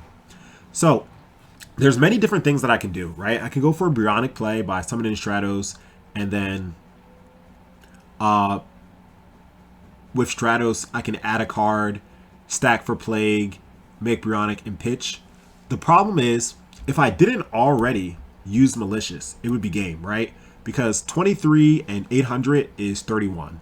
But I've already used Malicious, so Bionic is not game in this case, right? So my only option is to make Catastor. And Catastor is not a bad option because actually the deck, Machina Plants, has a tough time dealing with Catastor because they don't really play that many dark monsters. So unless they have a Raikou, it's hard for them to out it, or a Cyber Dragon. So anyway, I decide the best play is to make Catastor. So finally, I get rid of this Spine Gilman by stacking it and summoning Plague. Unfortunately, I don't play any level 3s in my deck. So I stack for Plague only to put Spine Gilman on the top. That way I can special summon out the deck with Diva. And here I make Catastor. Now I'm forced to Smash and Ground because this Fortress is equipped with a Gear Frame. So I Smash and Ground and I attack, and that clears his board. And I think to myself, if this Plague stays on the field, I'm going to win. Because next turn I can summon Bionic and it'll just be game. But he plays Pot of Avarice, and I'm just like, oh my. How many times am I going to have to deal with Gear Frame and Fortress this set? And he draws into another Gear Frame. This man is drawing Gear Frame like it is his day job. But I mean, he plays 3, so can I really complain? So he summons Gear Frame, and with Gear Frame he adds Force, pitches Force for Fortress. Now here he could of course attack my Treeborn, but he realizes that there's no point because I don't have any back rows. So he attacks the Plague, and the Plague gets banished. Another potential play that he could have done is he could have equipped the Gear Frame to his Fortress, and then his Fortress could have attacked my Catastor. And then by doing so, I would have taken 300 points of damage, but I'd have Plague on the field, right? So anyway, now main phase 2, he equips, and he sets a back row. I draw on the Cyber Dragon, which was the perfect draw. But I'm like, well, if he has Bottomless Trap Hole, or a Battle Trap such as Mirror Force, or even Torrential, like, he just wins. He simply wins. So I go for the only play that I have, which is sack for Cyber Dragon and make Chimera Attack. So here, he flips up Pulling the Rug, and when he shows me that, I realize that he doesn't have anything to stop a Chimera Attack, and he concedes. So really, really, really close back and forth set against Ryanide. I'm happy to see that, you know, he's a fan of the YouTube channel. He enjoys the content. Like, I'm really looking forward to our next set. We had a nice conversation in the DMs after the set, and I hope that he makes top 8 too. But anyway, that was it for the Swiss part of the tournament. On to top 8. So we've reached top 8, and spoiler alert, this is where my tournament run comes to an end. Now, to talk a little bit about Hydropump, he is a goated duelist. Not only that, he's an amazing Mario Kart player. Anyway, for this round, as usual, I picked paper, but unfortunately I lost the RPS. So I take a look at my opening 5 cards, and it's really good. It's one tuner away from being absolutely busted. Because if I open up a tuner, then I can go first turn Stardust back behind a Bottomless, MST, and Judgment. So it's impossible to lose. Unfortunately, I didn't go first, so anything can go wrong. Now, Hydropump wins the RPS, so he's able to go for a standard GYBU turbo play. Set 2, set a monster, pass. On my opening turn, I pull another trap, which is unusual because I don't play that many traps, and he dust shoots me. I'm actually okay with this dust shoot because I don't want to draw Spine Gilman anyway. So he dust shoots, is forced to send back Spine Gilman, and that puts me in an awkward situation. So I actually have a read that my opponent has Raikou set, because generally in Edison format, when your opponent sets a monster, it's usually a Raikou or a hamster. So I have a read that my opponent has a Raikou. So instead of activating Future Fusion, I just set MST. And the reason for this is because if I activate Future Fusion and then my opponent flips up Raikou, then my Future Fusion won't get to resolve. Yes, I'll be able to send 2 cards to the graveyard, but I really need Absolute Zero on the field to give myself a strong board presence. So I just set MST. That way, if he does have Raikou, he flips, targets the back row, I can chain it and hit his back row. Unfortunately for me, his set monster was actually a hamster. So hamster, in this case, is worst case scenario. So he goes hamster, he gets Raikou, and since my opponent dust shooted me, he knows everything. Right now, it's not a secret. The only thing that he has to take a guess upon is whether I set Torrential or not. Now, he goes normal summon Card Trooper and he mills 3. And his mill, godlike. I should have known I was going to lose the set when I saw this. He milled both GYBU and Sirocco. Now, if I'm Hydropump, at this point, I would have summoned Armwing, because if my back row was Torrential, then I more than likely would have used it on the summon of the Sat Raikou, or even the summon of the Card Trooper. So if I didn't Torrential at any point here, then he's not losing out on anything by summoning Armwing and going for maximum damage. But thankfully for me, he plays conservatively, so I just take 3,000. Now that's a big hit to my life points, and he sets a back row and passes. So I draw for turn, Caius. This would have been the perfect opportunity for my deck to pull a tuner, because now I don't have to worry about getting dust shoot. And I would have Torrential, Solemn, Bottomless, all real traps back beyond the Stardust. But I was given a Caius, which honestly isn't the worst draw. So I go Future Fusion, he Oppressions, thankfully I have the MST, send Molly, send Treeborn, banish Molly for Molly, sack for Caius, Caius target his set monster. And this actually works out for me because he flips up Torrential.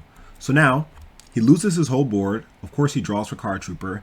And I'm at the point where if Hydropump wants to win this game, he needs Heavy Storm to play. So I set 3 and I pass. His turn, he draws MST, which is a really good draw because now he can stop my Absolute Zero from coming out. He summons Armwing. I'm forced to Bottomless here because if I Torrential, then it'll pair up well with GYBU if he draws it and gets it sent to the graveyard. So I'm forced to Bottomless here. And Hydro goes set 2 and pass. Now I draw for turn, Deck Devi. Unfortunately, at this point, my deck begins to give me a series of horrible draws. So let's count 1. 1 being Deck Devi.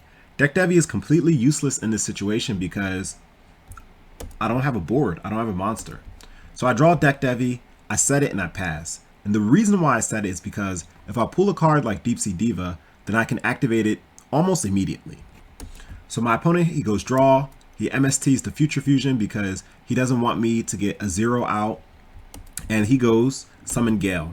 Now, at this point, I could have Torrential the Gale, but I decide not to because my deck has so many outs to Gale at this point, such as Stratos, Grepher, Rhoda, right? That's 3 right there. Not to mention, there are plenty of other cards, such as Triple Diva, Spine Gilman Raw, right? So that already is 7 different cards that I could have pulled out of 30 to beat over this Gale. So I'm like, all right, I'd rather save this Torrential for an emergency situation rather than just use it on one monster. So he summons Gale, he attacks for 13. I don't have anything to stop an attack, so I'm forced to take it. And I draw my second consecutive bad draw. Gold Sark off the top. Absolutely awful draw. So I have two choices at this point. I can either Sark for a Miracle Fusion or Sark for a Diva. Both are very good options. But I ultimately decide to Sark for a Miracle Fusion. Now I Sark for Miracle Fusion, and the good thing is because he knows I have Torrential set, I'm guaranteed to get 2 turns. Because if he commits another monster to the board, then I can just Torrential. And he doesn't have GYBU or Sirocco in the grave, so I don't have much to worry about. He draws for turn, he attacks for 18, and I draw my 3rd consecutive bad draw. It started with Deck Devi, then Gold Sark, and then Gores.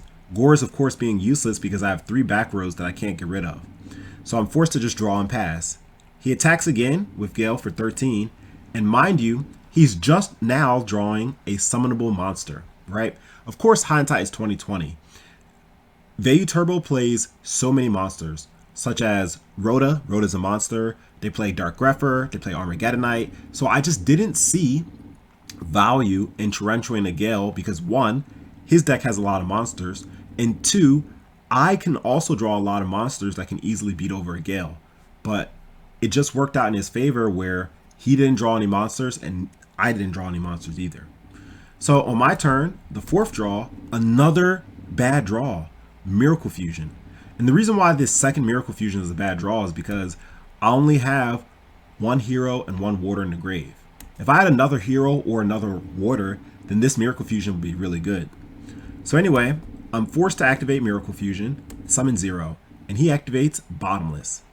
Bottomless here is an issue because if this 0 gets banished, yes, I do get to clear his field of monsters, but the main issue is I won't have any heroes or waters in the grave, which means on my turn when I draw a hero or water, the Miracle Fusion that's in my hand will be dead.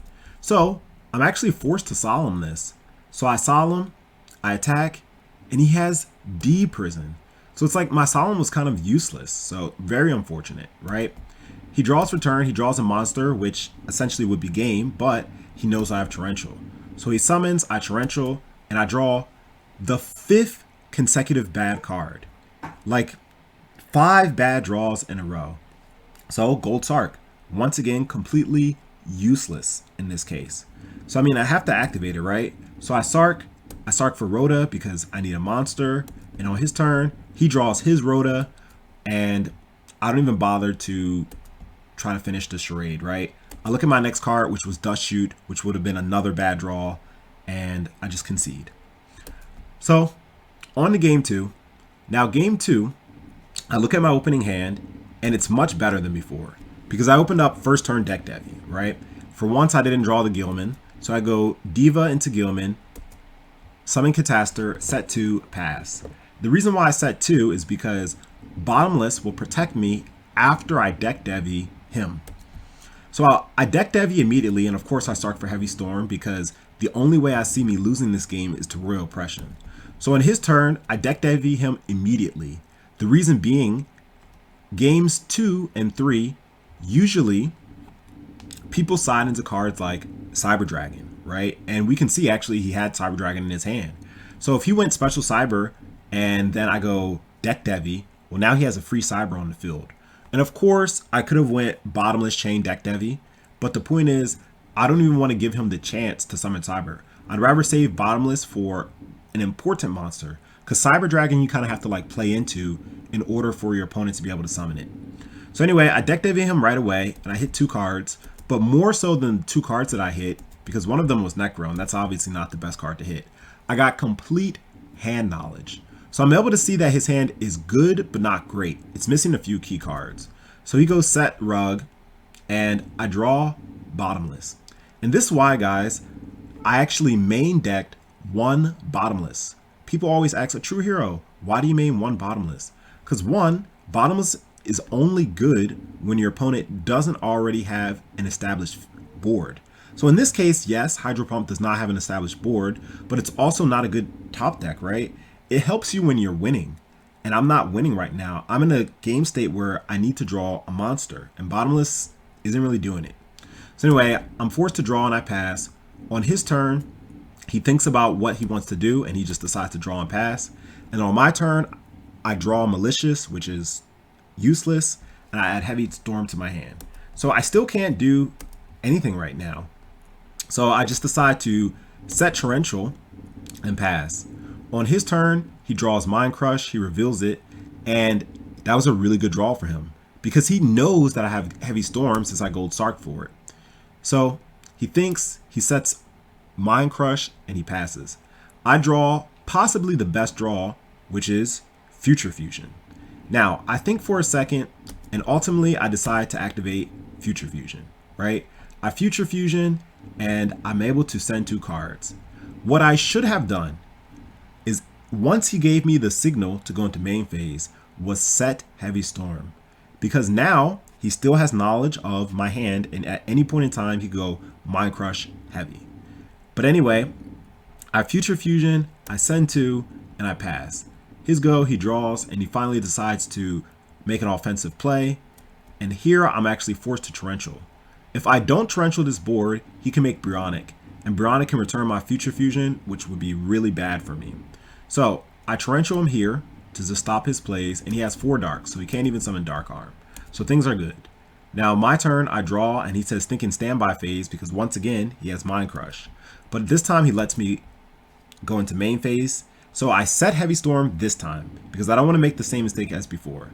And Special Summon Prodigy, I ask him if it's good. He says yes. I sack for Malicious, which is perfect because now that gives me 3 darks. And I know both his back rows because he's under decked heavy. So Dark Arm's able to come and clear the way. So I clear both of his back rows. He doesn't want to chain Mind Crush because, of course, he knows that I could have potentially set heavy, which I did. I attack with both, and I set Bottomless, and I pass. Now, the reason why I set that Bottomless is because I know his whole hand, because he stacked a card with Plague, so I don't have to worry about Heavy Storm. But what I do have to worry about, of course, is Dark Arm Dragon. There's no way for me to really stop a Dark Arm, but at least I can Bottomless after he uses priority. So that's exactly what he does, right? And now, of course, I have to draw on the end phase because I sack with Prodigy. This is a mandatory effect. So I drew, and I draw the worst card, which is Malicious. But that's neither here nor there. So anyway, he summons Dark Arm. He goes Prio. He has to target my Dark Arm because my Dark Arm is too much of a threat. He cannot deal with Dark Arm. So I Bottomless. So his Dark Arm got a nice 2-for-1, which was really good. He goes Burial. He puts back some really good cards in his grave. And I draw for turn Diva. Finally, a really good draw. Now, if I didn't draw the Malicious off the end phase Prodigy, this would just be game. Because I'd be able to make 2 level 8 synchros. But I mean, my deck is just giving me a stressful and hard time. And I just got to deal with it. So here I decide to make Stardust. I attack direct with both. And I'm not really too worried about much of anything because I have Bottomless set. I know he has Cyber Dragon. I have Heavy Storm for any back row that he might set. So his go, he goes draw. I have no idea what he draws because he's not under deck Devi anymore. He goes Special Summon Cyber, and I think about what to do. And one option he could do is he could go for a Black Rose, but the problem is I have Stardust Dragon, so that's not even really an option, right? So anyway, I just decide to avoid any potential problem and just Bottomless the Cyber Dragon. So I Bottomless the Cyber Dragon. He goes Brain Control, takes my 0, zero's at 3k due to Diva, runs over Stardust, he ends his turn. I draw MST, not the best draw because I already have Heavy Storm, but the good thing is I don't have to worry about him drawing Heavy Storm because if he draws Heavy Storm in this game state, he activates Heavy and all of my back rows get cleared and then I attack him for game on my turn.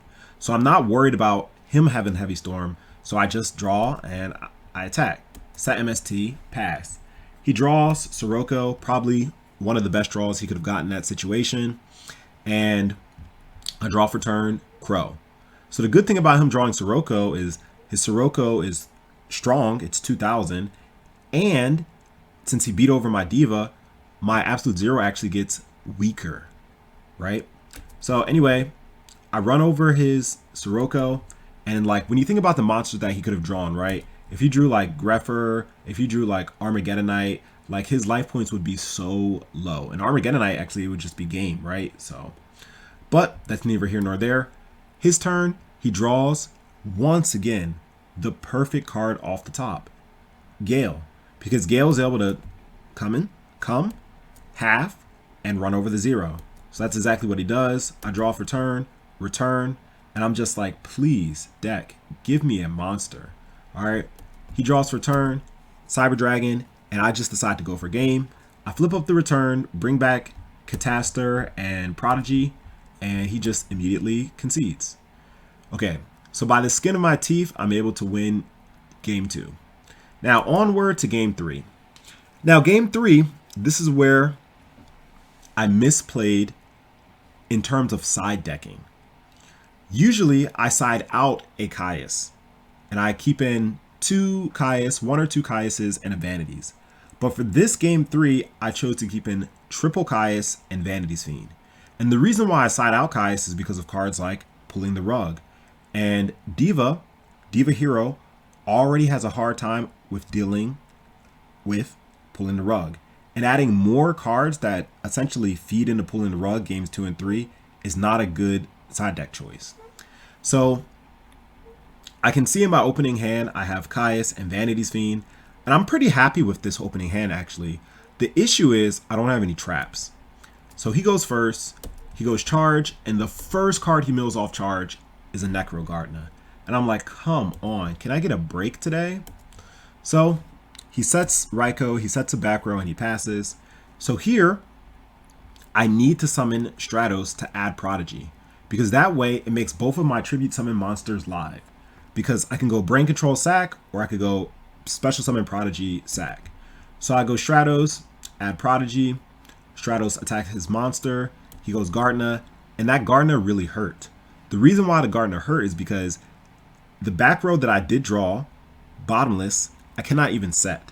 And the reason is because he'll just flip up Raikou and he'll target the back row, and essentially my bottomless served no purpose. And now, since I have an open board and Hydro opened up Vanities, he's able to capitalize.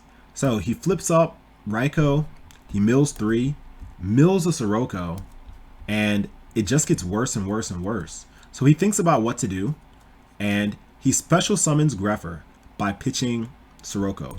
So now in his grave he has double Sirocco, and he normal summons Vanities Fiend by sacking for Raikou.